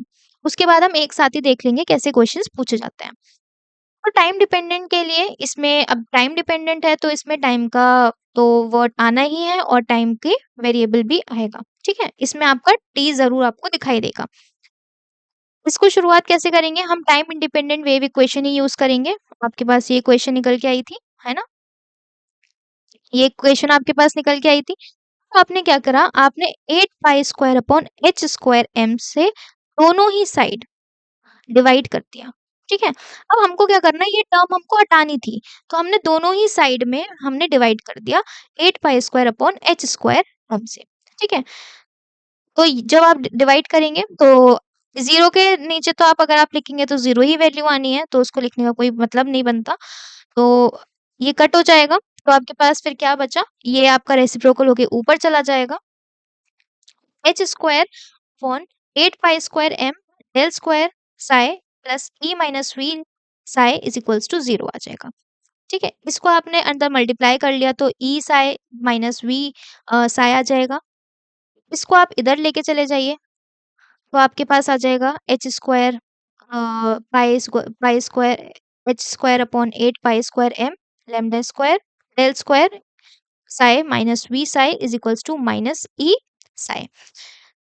अब इसकी जो वैल्यू आ रही है वो नेगेटिव में आ रही है, तो हमें नेगेटिव नहीं रखनी होती है, एनर्जी की वैल्यू कभी नेगेटिव नहीं हो सकती, तो इसलिए हमने दोनों ही साइड से मल्टीप्लाई कर दिया माइनस साइन से। जब माइनस साइन से मल्टीप्लाई करेंगे तो यहाँ पे माइनस आ जाएगा, यहाँ पे प्लस आ जाएगा और यहाँ पे भी प्लस हो जाएगा। इसको हमने इक्वेशन नंबर 1 लिख लिया। अब हमको क्या करना है कि आपको मैटर वेव की इक्वेशन पता है अच्छे से कि psi is equals to psi naught E raised power minus I omega T होती है। डिफरेंशिएट कर दिया हमने। अब हमारा मेन मोटिव क्या है? अब हमको इसको रिप्लेस करना है। इस आय को अब हमको हटाना है। ठीक है? इसमें क्योंकि एनर्जी का कोई टर्म नहीं होता, इसमें एनर्जी का कोई लेना-देना नहीं, इसमें टाइम का लेना-देना है।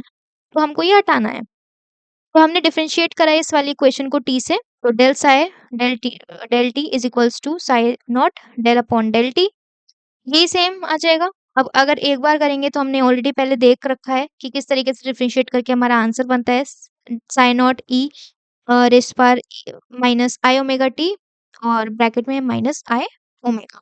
ठीक है? ये वाली जो वैल्यू है साइन नॉट ई की power minus I omega T, इसको हम साई से डिनोट कर देते हैं, इस टर्म पूरी टर्म को। तो del psi upon del T is equals to minus I omega और साई। ठीक है? ये क्वेश्चन नंबर आपकी 2 हो गई। अब आपको ओमेगा की वैल्यू हटानी है। Omega is equals to 2 pi F. तो अब यहाँ पे प्लैंक कांस्टेंट जो होता है हमारा, प्लैंक्स ने एक थ्योरम बताई थी, तो वहां से ये हमारी इक्वेशन निकल के आई थी, E is equals to H upon H into F. ठीक है? तो वही हमने यहाँ पे यूज करा है। उन्होंने एनर्जी की एक थ्योरम निकाली थी, उसमें उसमें उन्होंने ये फॉर्मूला बताया था। तो एफ की वैल्यू हम निकाल लेते हैं, F is equals to E upon H. तो omega is equals to 2 pi E upon H आ जाएगा। फिर अब हमने वैल्यू पुट कर दी ओमेगा की। ओमेगा की वैल्यू हमने इक्वेशन नंबर 2 में पुट कर दी। इक्वेशन नंबर 2 आपकी ये थी, ओमेगा की वैल्यू आपने निकाल ली, अब आप इसमें पुट कर दीजिए। जब आप पुट करेंगे इसमें तो आपका आ जाएगा माइनस आई 2 pi E upon H Sai. ई अब आपको ये हटानी थी वैल्यू, तो आपको इसको एक साथ रखना है, बाकी सारी टर्म्स को एक तरफ लेके जाना है। तो ई साई आ जाएगा is equals to minus H, इसको इधर लेके जाएंगे माइनस के साइन, माइनस एच अपॉन, इसको नीचे लेके आइए, आई इंटू 2 पाई और ये एज इट इज सेम रहेगा del omega upon del T. ठीक है? तो आप आई से, अब ये माइनस का साइन है तो अब आपको माइनस का साइन नहीं रखना होता, माइनस को हटाना है तो हम आई से मल्टीप्लाई डिवाइड कर लेंगे। तो मल्टीप्लाई डिवाइड करेंगे तो ऊपर माइनस आई और नीचे जब आप डिवाइड करेंगे तो आई स्क्वायर बन जाएगा। आई स्क्वायर की वैल्यू क्या होती है? -1। तो जब आप -1 और नीचे भी -1 है और ऊपर भी माइनस का साइन है तो वो कैंसल आउट हो जाएगा, तो वो पॉजिटिव में आ जाएगा आंसर। तो आपका ये पूरा टर्म जो है वो पॉजिटिव में बन गया। अब हम क्या करेंगे, ई साई की वैल्यू जो हमारी मेन इक्वेशन नंबर 1 जो थी, इक्वेशन नंबर 1 इसमें हम पुट कर देते हैं। तो हमारा जो निकल के आया answer H square upon 8 pi square M del square psi minus V psi is equals to I H upon 2 pi del omega upon del T. आप इसमें देख सकते हैं इसमें टी की टर्म आ रही है और ये एक डिपेंडेंट वेरिएबल है टी, जो कि टाइम पे जो कि डिपेंड कर रहा है। ठीक है, तो ये आपकी Schrodinger time dependent wave equation हो गई, जिसमें कि आपका टाइम आ रहा है और ये टाइम के ऊपर भी पर्टिकुलर वेव इक्वेशन डिपेंड कर रही है। इसमें किस तरीके के क्वेश्चन पूछे जाते हैं? तो टाइम इंडिपेंडेंट के इसमें बहुत क्वेश्चन पूछे जाते हैं, तो आपको वो तो 100% तैयार करके जाना है और बहुत इंपॉर्टेंट टॉपिक भी है। किस तरीके के क्वेश्चन पूछे जाते हैं? जैसे कि derive Schrodinger time independent wave equation for a free particle and give the physical interpretation of the wave equation. ये 24-25 में क्वेश्चन आया था, 7 मार्क्स में, 22-23 में भी आया था। तो टाइम इंडिपेंडेंट वेव इक्वेशन आता है निकालने के लिए, और टाइम इंडिपेंडेंट भी आपको आना चाहिए, लेकिन टाइम इंडिपेंडेंट ज़्यादा इंपॉर्टेंट है as compare to time dependent. ठीक है? अब हम नेक्स्ट टॉपिक की तरफ मूव करते हैं, wave function and physical interpretation. ठीक है, ये क्वेश्चन 2 मार्क्स में ही पूछा जाता है, लेकिन पिछले साल इन्होंने 7 मार्क्स में भी पूछा था। तो अगर 2 मार्क्स में पूछा जाए, तो आप छोटा-छोटा इतना-इतना जितना इतना कंटेंट लिखा है एक पर्टिकुलर हेडिंग का, तो आप वो लिख सकते हैं। अगर ये 7 मार्क्स से पूछा जाएगा, तो जितना भी है, यहाँ से लेके पूरा यहाँ तक, आपको सारा लिखना है, तभी आपको 7 मार्क्स मिलेंगे। Wave function and physical interpretation. Basically क्या है physical significance of wave function, मतलब फिजिकल सिग्निफिकेंस क्या है वेव फंक्शन की? तो जो वेव फंक्शन है, वो एक पर्टिकुलर पार्टिकल की एक स्टेट डिफाइन करता है। ठीक है? अगर वो कहीं भी स्पेस में है या कहीं पे भी है, अगर वो एक वेव की फॉर्म में है, उम, ठीक है, मैटर की फॉर्म में है। डी ब्रॉगली ने बोला था कि कोई भी अगर आपके पास पार्टिकल है, अगर वो मोशन में है, तो वो एक वेव की फॉर्म में ट्रैवल करता है, ठीक है? और उसको उन्होंने क्या नाम दिया? Matter wave. तो उन्होंने वही चीज़ बोली कि वेव फंक्शन जो है, वो आपका एक पर्टिकुलर पार्टिकल की स्टेट को डिफाइन करता है, ठीक है? वो किस स्टेट में है, और इन्होंने एक प्रोबेबिलिटी, मतलब ये प्रोबेबिलिटी के बेस पे डिपेंड करता है। मतलब हम बेसिकली हमें कोई एग्ज़ैक्ट वैल्यू इसकी नहीं पता होती। हम कैसे प्रेडिक्ट कर सकते हैं एग्ज़ैक्ट वैल्यू? तो हम एक प्रोबेबिलिटी डेंसिटी, प्रोबेबिलिटी के टर्म्स में बात करते हैं, ठीक है? नॉर्मलाइज़ेशन कंडीशन हमारी एक प्रोबेबिलिटी पे ही डिपेंड करती है। जितना भी हम प्रोबेबिलिटी के बेस पे हम उसको डिफाइन कर सकते हैं या हम पता लगा सकते हैं। और ये एक फ़ॉर्मूला है। अगर आप 1 से इंटीग्रेट कर रहे हैं डीएक्स किसी भी डायरेक्शन, मान लीजिए आप सिर्फ़ एक डायरेक्शन में इंटीग्रेट कर रहे हैं, तो आप डीएक्स ले लीजिए, जितने भी आपके होंगे आप उतने ही इंटीग्रेट करते चले जाएँगे, और del mod psi square is equals to 1। इस तरीके से आप, एक फ़ॉर्मूला है, इस तरीके से आप किसी के भी पार्टिकल की प्रोबेबिलिटी डेंसिटी निकाल सकते हैं, या फिर आप बोल सकते हैं कि नॉर्मलाइज़्ड कंडीशन हम किसी भी पार्टिकल की निकाल सकते हैं। ठीक है? और ये 1 ही होती है, क्योंकि प्रोबेबिलिटी आपको पता है 0 से 1 के बीच लाई करती है। ठीक है? तो इसकी जो हाईएस्ट वैल्यू है वो कितनी जा सकती है? सिर्फ 1। कैरेक्टरिस्टिक की अगर हम बात करें, अगर हम बोल सकते हैं कि वो एक वैलिड वेव फंक्शन है, तो एक फाइनाइट होनी चाहिए। ठीक है? कोई ऐसा नहीं है कि कभी ऊपर हो रही है, कभी नीचे हो रही है, या फिर इन्फिनाइटली मूव कर रही है, वो एक फाइनाइट होनी चाहिए। सिंगल वैल्यूड होनी चाहिए, वेरिएशंस नहीं आने चाहिए, बेसिकली कंटीन्यूअस होनी चाहिए, और नॉर्मलाइज़्ड होनी चाहिए। नॉर्मलाइज़्ड का मतलब इस पर्टिकुलर इक्वेशन को वो सैटिस्फाई करे, तभी वो एक वैलिड वेव फंक्शन है। जब उसकी वो फाइनाइट हो, सिंगल वैल्यू हो, कंटीन्यूअस हो और नॉर्मलाइज़्ड हो। ठीक है? बात करते हैं आइगन वैल्यू आइगन फंक्शन। ये एक इंपॉर्टेंट है, आइगन वैल्यू आइगन फंक्शन। आपको पार्टिकल इन 1D में भी देखने को मिलेगा इसका एक्सप्रेशन। तो आइगन वैल्यूज क्या बोलती हैं कि जो भी आपने एनर्जी के टर्म्स में वैल्यू निकाली है, ठीक है? जब आप एनर्जी को निकालते हैं तो वो एक पर्टिकुलर स्टेट में निकालते हैं, तो वो उसकी आइगन वैल्यू होती है। The specific discrete value of the energy, जब आप किसी भी एनर्जी की एक पर्टिकुलर स्टेट में जब आप वैल्यू निकालते हो, ठीक है? उसी वैल्यू को बोलते हैं आइगन वैल्यू। और जिस फंक्शन के थ्रू निकालते हो, जिस फंक्शन से वो वैल्यू आई है, उस फंक्शन को बोलते हैं eigen function. The corresponding wave function associated with these valid energy values. जो भी आप एनर्जी की वैल्यूज निकालते हैं वो एक वैलिड होती हैं, वो एक किसी फंक्शन से आई होती हैं, और उन्हीं फंक्शन को हम बोलते हैं आइगन फंक्शंस। ठीक है, ये क्वेश्चन आया हुआ है, explain the physical significance of wave function given by max born. और इस जो ये है आपकी वेव फंक्शन की इंटरप्रिटेशन या फिजिकल इंटरप्रिटेशन जो है, इसको मैक्स बॉर्न भी बोलते हैं। ठीक है, तो ये इंपॉर्टेंट है, ये आया हुआ है 2023 में, और 2022 और 2023 में, और 2024 और 2025 में। ये दोनों में ही ये क्वेश्चन पूछा गया है 7 मार्क्स में, तो ये आपको आना चाहिए। जब इस अगर 7 मार्क्स में पूछा गया तो आपको ये सारे ही पॉइंट्स आपको दिखाने हैं। अगर 2 मार्क्स में पूछा गया है तो आप जैसे छोटा-छोटा मैंने आपको हेडिंग वाइज़ दिखाया, आप वैसे भी लिख सकते हो। अब हम मूव करते हैं हमारे लास्ट टॉपिक पे, पार्टिकल कन्फाइंड इन 1D बॉक्स। इसमें क्या होता है कि हमारा जो पार्टिकल है, हम उसको सिर्फ़ एक ही डायरेक्शन में मूव करते हैं। ठीक है? जैसे कि अ, हमने क्या ले लिया, हमने इसे 1D बॉक्स क्यों बोला? क्योंकि हमारा जो पार्टिकल है, वो सिर्फ़ और सिर्फ़ एक्स डायरेक्शन में ही मूव कर सकता है, वो कोई और डायरेक्शन में मूव नहीं कर सकता, ठीक है? हमने यहाँ पे 2 बॉल्स ले ली, ए और बी, ये इनफ़ाइनाइट हैं। अब इनफ़ाइनाइट है तो इसका मतलब ये तो नहीं है कि ऊपर जाएगा, क्योंकि जब हमने बोल दिया कि ये 1D में ही मूव कर सकता है, तो ये एक्स डायरेक्शन में ही पार्टिकल्स मूव कर रहे हैं। ये लेकिन इनफ़ाइनाइट वॉल है, ए और बी, ठीक है? यहाँ पे जो पोटेंशियल डिफरेंस है, वो आपका 0 रहेगा, और यहाँ पे पोटेंशियल डिफरेंस आपका इनफिनाइट रहेगा, यहाँ पे आपका पोटेंशियल डिफरेंस इनफिनाइट रहेगा। जो आपका पार्टिकल है वो इस दोनों वॉल्स के बीच में ही रहेगा। इसलिए आपका पोटेंशियल डिफरेंस जो है वो 0 हमने रखा है, जिससे कि वो ईज़िली ट्रैवल कर सके। ये जो आपका ए वाली वॉल है वो आपकी x इक्वल्स टू 0 पे है, और ये आपकी x इक्वल्स टू L पे है। ठीक है? तो ये वाली इसकी x जो है ये लेस देन 0 हो गया, ये आपका ग्रेटर देन 0 हो गया, ये आपका 0 से L तक ये एरिया डिफाइन करती है। यहाँ पे आपका साई की वैल्यू 0 हो जाएगी, यहाँ पे आपकी साई की वैल्यू नॉट इक्वल्स टू 0 है, यहाँ पे आपकी साई की वैल्यू 0 हो जाएगी। ठीक है? अब ये आपका हो गया।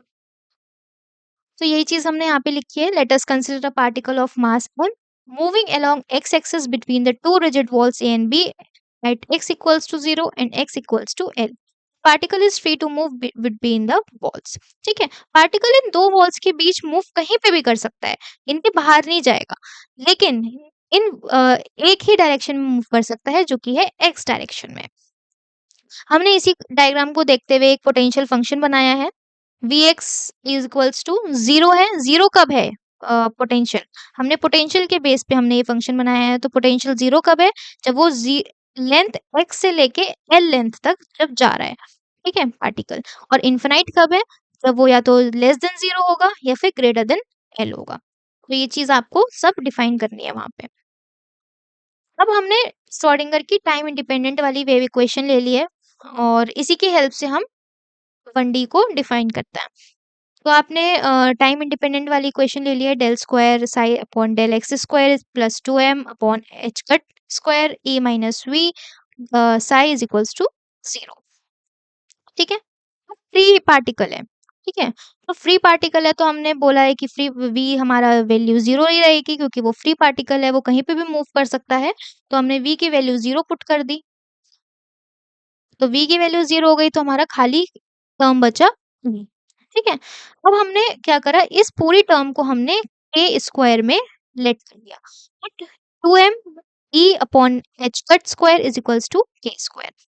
तो हमने k स्क्वायर रख दिया, और साई इज इक्वल्स टू 0। ठीक है, यहाँ पे एक साई रह गया लिखने को। अब हमारी की जो वैल्यू बन गई वो हमारी ये बन गई है, इसको हमने इक्वेशन नंबर 2 मान लिया है। जनरल सॉल्यूशन जो है इस पर्टिकुलर इक्वेशन का वो हो गया psi is equals to a sin kx plus b cos X. ठीक है, जब आप इसको आगे सॉल्व करेंगे, ये आपको मैथ्स में बताया जाएगा कि इस इक्वेशन को कैसे सॉल्व करते हैं। आपको यहाँ पे कोई भी नीड नहीं है, आपको ये डायरेक्टली लिखना है general solution of this particular equation. यहाँ पे आपको कोई भी चीज़ निकालने की ज़रूरत नहीं है, आपको डायरेक्टली ये चीज़ लिखनी है। तो साई की वैल्यू हमारे पास ये आ गई। तो हमने अप्लाई फर्स्ट बाउंड्री कंडीशन। अब हमको क्या करना है, जो हमने ये यहाँ पे रखा है इस पर्टिकुलर डायग्राम में, अब हमको बाउंड्री कंडीशंस लगानी है। पहली बाउंड्री कंडीशन हम क्या लगाएंगे, x इक्वल्स टू 0 पे साई x इक्वल्स टू 0 पे साई की वैल्यू 0। तो x की वैल्यू अब हम इस पर्टिकुलर इक्वेशन में वैल्यूज पुट कर लेते हैं। तो साई हमने 0 रख लिया, ठीक है, और a साइन के x की वैल्यू हमने 0 पुट कर ली, तो साइन 0 कितना हो गया, 0। तो a का भी टर्म हट गया, प्लस b कॉस के एक्स। ठीक है, एक्स है, साइन 0 की वैल्यू तो 0 होती है, आपको पता है, और कॉस ये भी 0 हो जाएगा, लेकिन कॉस 0 की वैल्यू क्या होती है, 1 होती है। तो हमारे पास आ जाएगा 0 is equals to B plus 0, या फिर 0 प्लस बी, कुछ भी ले लीजिए, और आपके पास वैल्यू क्या आ गई, बी की 0। ठीक है, बी की वैल्यू 0 आ गई, तो आप इक्वेशन में पुट कर दीजिए, इस पर्टिकुलर इक्वेशन में। तो आपके पास आ जाएगा psi is equals to A sine X. ठीक है, बी की वैल्यू तो 0 हो गई। तो ये आपका हो गया आइगन फंक्शन। ठीक है, इस पर्टिकुलर फर्स्ट बाउंड्री पे हुआ है, लेकिन अब हम सेकेंड बाउंड्री की कंडीशन अप्लाई करते हैं। जब हमारे पास x की वैल्यू l है, ठीक है, हम कहाँ से कहाँ तक चल रहे थे, हम चल रहे थे 0 से लेके l तक। तो हमारे पास फर्स्ट बाउंड्री कंडीशन 0 पे थी और सेकेंड बाउंड्री कंडीशन हमारी l पे चल रही थी। तो अब हमने 0 पे तो निकाल लिया अपनी value b is equals to 0। अब हम निकालते हैं x इक्वल्स टू l पे। x इक्वल्स टू l पे हमारा साई की वैल्यू 0 ही रहेगी, तो साई इसमें पुट कर लेते हैं। तो 0 is equals to A sine K, और x की जगह हम क्या पुट कर देंगे, l, प्लस b की वैल्यू हमने अभी निकाली थी 0, तो वो रहेगी। अब हम a को 0 नहीं रख सकते। अब हम a को 0 क्यों नहीं रख सकते, अगर आप a को भी 0 रख दोगे, b को भी 0 रख दोगे, तो ये तो पूरी टर्म 0 ही बन जाएगी। तो इसलिए हम a को कभी भी 0 नहीं रख सकते, क्योंकि हमारा b ऑलरेडी 0 आ चुका है आंसर में। तो अब हम क्या करेंगे, a नॉट इक्वल्स टू 0, हम a को 0 नहीं रखेंगे, तो ऑटोमेटिकली जो दूसरी टर्म बची वो हमारे पास साइन के एल इज इक्वल्स टू 0 ही बची, तो हमें उसे ही 0 के इक्वल रखना पड़ेगा। साइन के एल इज इक्वल्स टू 0 की वैल्यू यहाँ पे आ जाती है साइन एन पाई।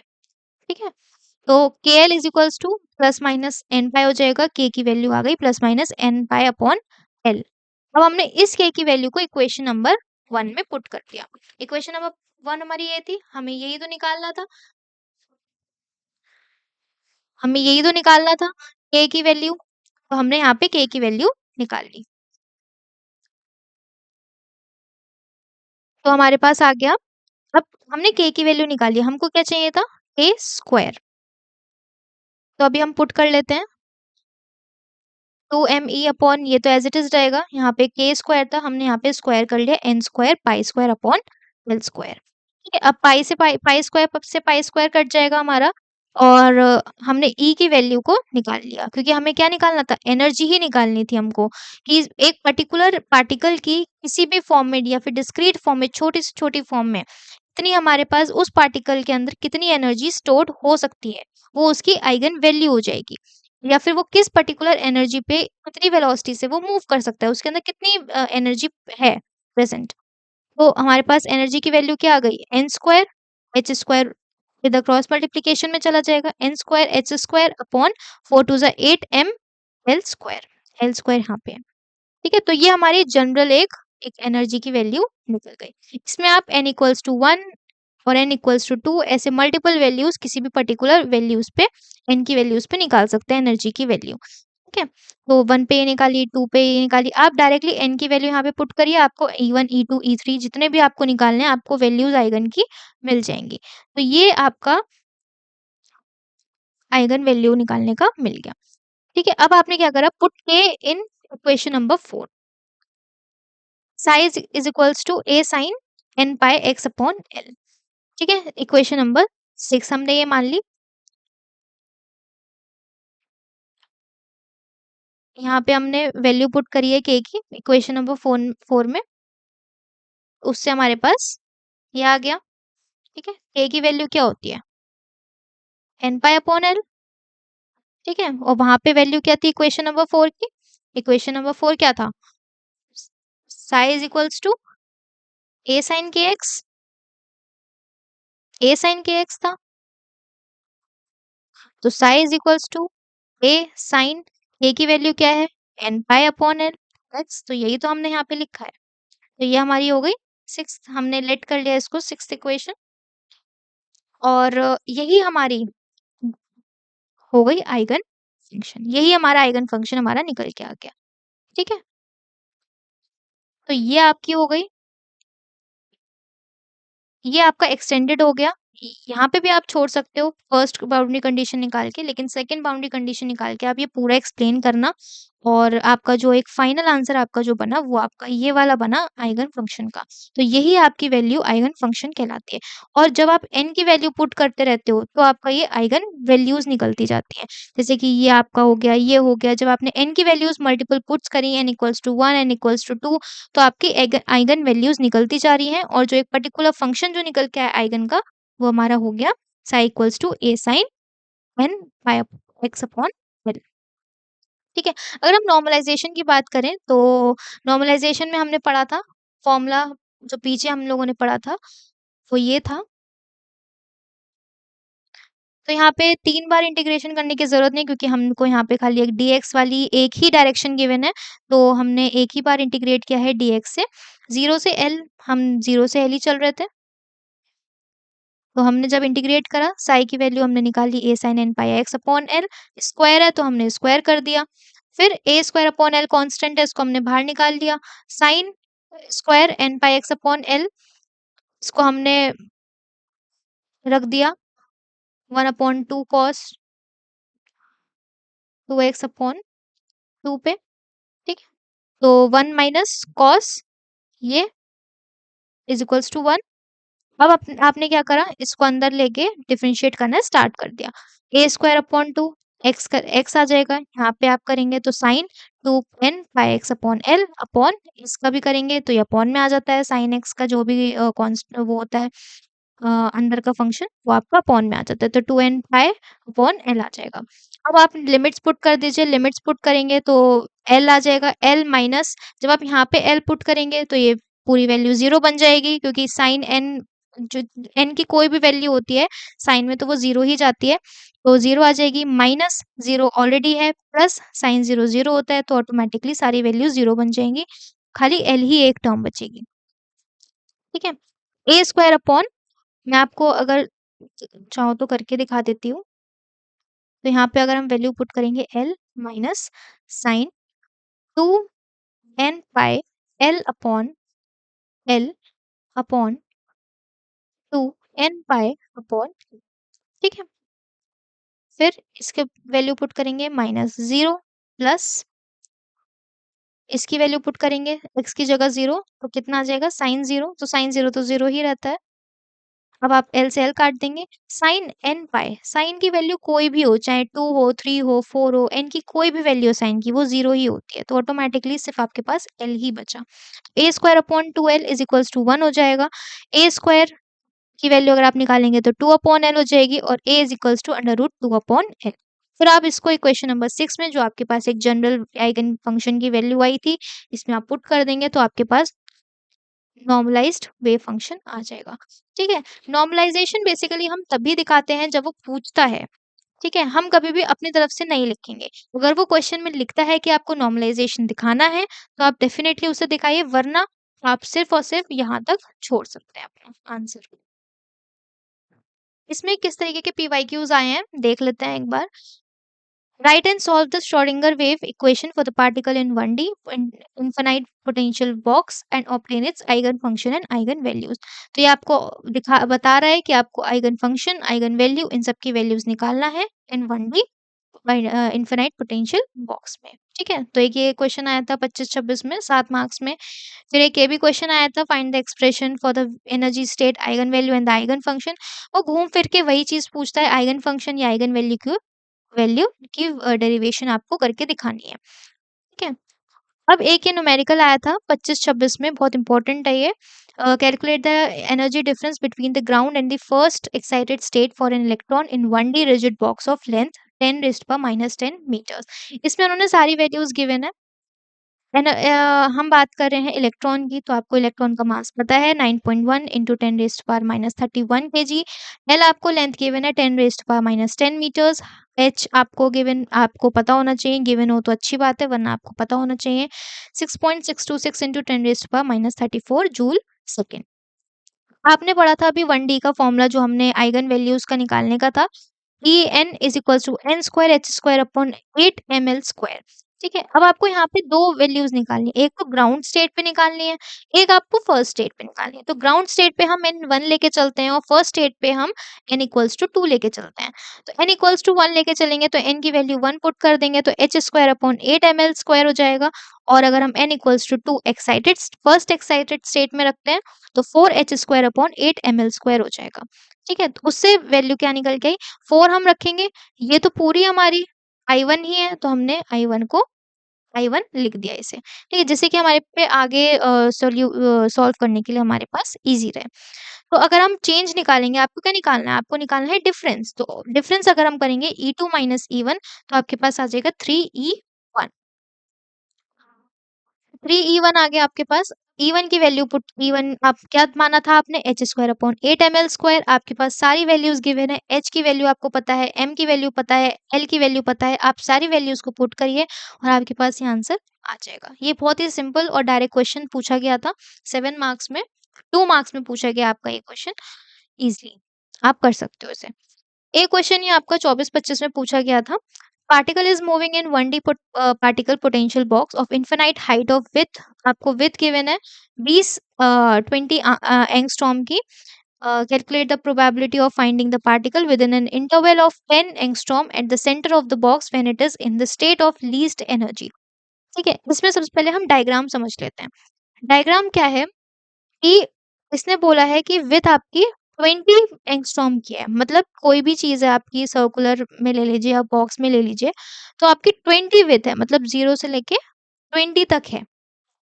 इसका सेंटर क्या होगा, सेंटर भी इन्होंने बोला है कि 10 आपका सेंटर हो गया। ठीक है, अब आपको क्या निकालना है, आपको वैल्यू निकालनी है at the centre when it is state of the least energy. आपको 10 के सराउंडिंग्स की वैल्यू निकालनी है। सराउंडिंग में आपके पास कौन-कौन सी वैल्यू मिलेंगे, 5 एंगस्ट्रॉम मिलेगा और 15 एंगस्ट्रॉम मिलेगा। ठीक है, एक बार हम इसको स्टार्ट करते हैं। तो बॉक्स की विड्थ आपको गिवन है 20 एंगस्ट्रॉम। ठीक है, सेंटर आपका 10 हो गया, लेफ्ट साइड में आपके 5 रहेगा, राइट साइड में आपके 15 रहेगा। फॉर्मूला आपको पता है, ये था हमारा फॉर्मूला नॉर्मलाइजेशन का, हमने ही निकाला था, psi is equals to under root 2 upon l sine N pi x upon. अगर हम ग्राउंड स्टेट की बात करें n इक्वल्स टू 1 की, तो n इक्वल्स टू 1 रख देंगे तो हमारे पास sine pi x upon l बच जाएगा। ठीक है, प्रोबेबिलिटी हमको निकालनी है, बेसिकली हमसे क्या बोला है, कैलकुलेट द प्रोबेबिलिटी, तो हमें प्रोबेबिलिटी निकालनी है। तो प्रोबेबिलिटी निकालने के लिए आपको चाहिए लिमिट्स। तो लिमिट्स निकालने के लिए हमने इसीलिए ही इसमें लेफ्ट और राइट का देखा था। हमने मान लीजिए सेंटर में है हमारा कोई भी पार्टिकल 10 एंगस्ट्रॉम पे, तो उसका लेफ्ट और राइट कितना होगा, वो कितना मूव कर सकता है, वो कितना सर्कुलर वे में मूव कर सकता है, या फिर वो कितना ही रोटेट कर सकता है वो अपने एरिया में, क्योंकि उसे अंदर ही रहना है। तो वो हमने लिमिट ली है 5 एंगस्ट्रॉम टू 15 एंगस्ट्रॉम। और मॉड साई स्क्वायर डीएक्स, क्योंकि एक ही डायरेक्शन में मूव कर रहा है, 1D बॉक्स की बात कर रहे हैं तो एक ही डायरेक्शन में मूव कर रहा है, एक ही इंटीग्रेशन होगा डीएक्स के रिस्पेक्ट में, और वो हमारी लिमिट्स क्या रहेंगी 5 से 15।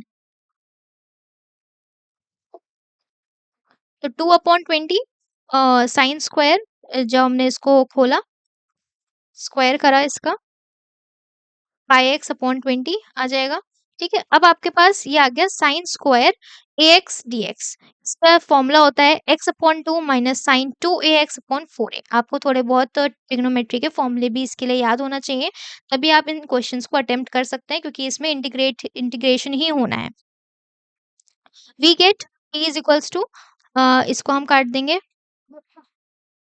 अभी हम इसको इधर लेके आ जाते हैं 1/20, और x, इसको पहले हम सही से वैल्यू पुट कर लेते हैं इनकी, x minus 20 upon 2 pi sine 2 पाई एक्स अपॉन 20, और इसकी लिमिट्स लगाए थे, हमने इसको इंटीग्रेट करा है, ये इंटीग्रेशन का फॉर्मूला है, हमने इसे इंटीग्रेट करा है डायरेक्टली और हमने लिमिट्स लगा दी 5 से लेके 15 तक, ठीक है। अब हम सबसे पहले 5 रख देते हैं, x इक्वल्स टू 5, तो जब हम 5 रखेंगे तो sin pi upon 2 is equals to 1 at x equals to 15, 15 के केस में sin 3 pi upon 2 is equals to -1 होता है। तो देयरफॉर अगर हम वैल्यूज़ पुट करें 1/20 तो 10 प्लस 20/पाई हो जाएगा। p इज़ इक्वल्स टू आ जाएगा 1/2 और इसको अगर हम खोलेंगे तो 10/20 प्लस 20/20 पाई, तो आ जाएगा 1/2 और 1/पाई। तो p इज़ इक्वल्स टू आ गया 1/2 प्लस 1/पाई और जब आप पाई की वैल्यू पुट करेंगे तो आपके पास ये आंसर निकल आएगा। तो प्रोबेबिलिटी बेसिकली आपकी 81.8% आई। तो इस तरीके के क्वेश्चन भी पूछे जा सकते हैं 7 मार्क्स में, जिसमें कि आपको नॉर्मलाइज़ेशन जो प्रोबेबिलिटी निकालने का है फॉर्मूला वो आपको पुट करना है। इसमें आपको सब चीज़ वो बताएगा, बस आपको एक इसमें ये एक मेन टास्क रहता है कि आपको इसकी लिमिट्स फाइंड करना आना चाहिए, कि इसकी लिमिट्स क्या रहेंगी। यहाँ पे उन्होंने साफ-साफ बोला था कि जो पार्टिकल मूव कर रहा है 1D में, calculate the probability of finding the particle within an interval of 10, मतलब आपको 10 के विदिन ही आपको विदिन इंटरवल आपको जो पार्टिकल है वो मूव कर रहा है, उसी के बीच की आपको प्रोबेबिलिटी निकालनी है।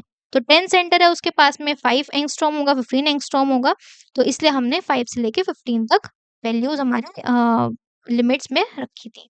ठीक है? तो हमारा ये चैप्टर हमारा फिनिश होता है यूनिट 1 फिज़िक्स की। I hope you enjoyed the video. Thank you so much.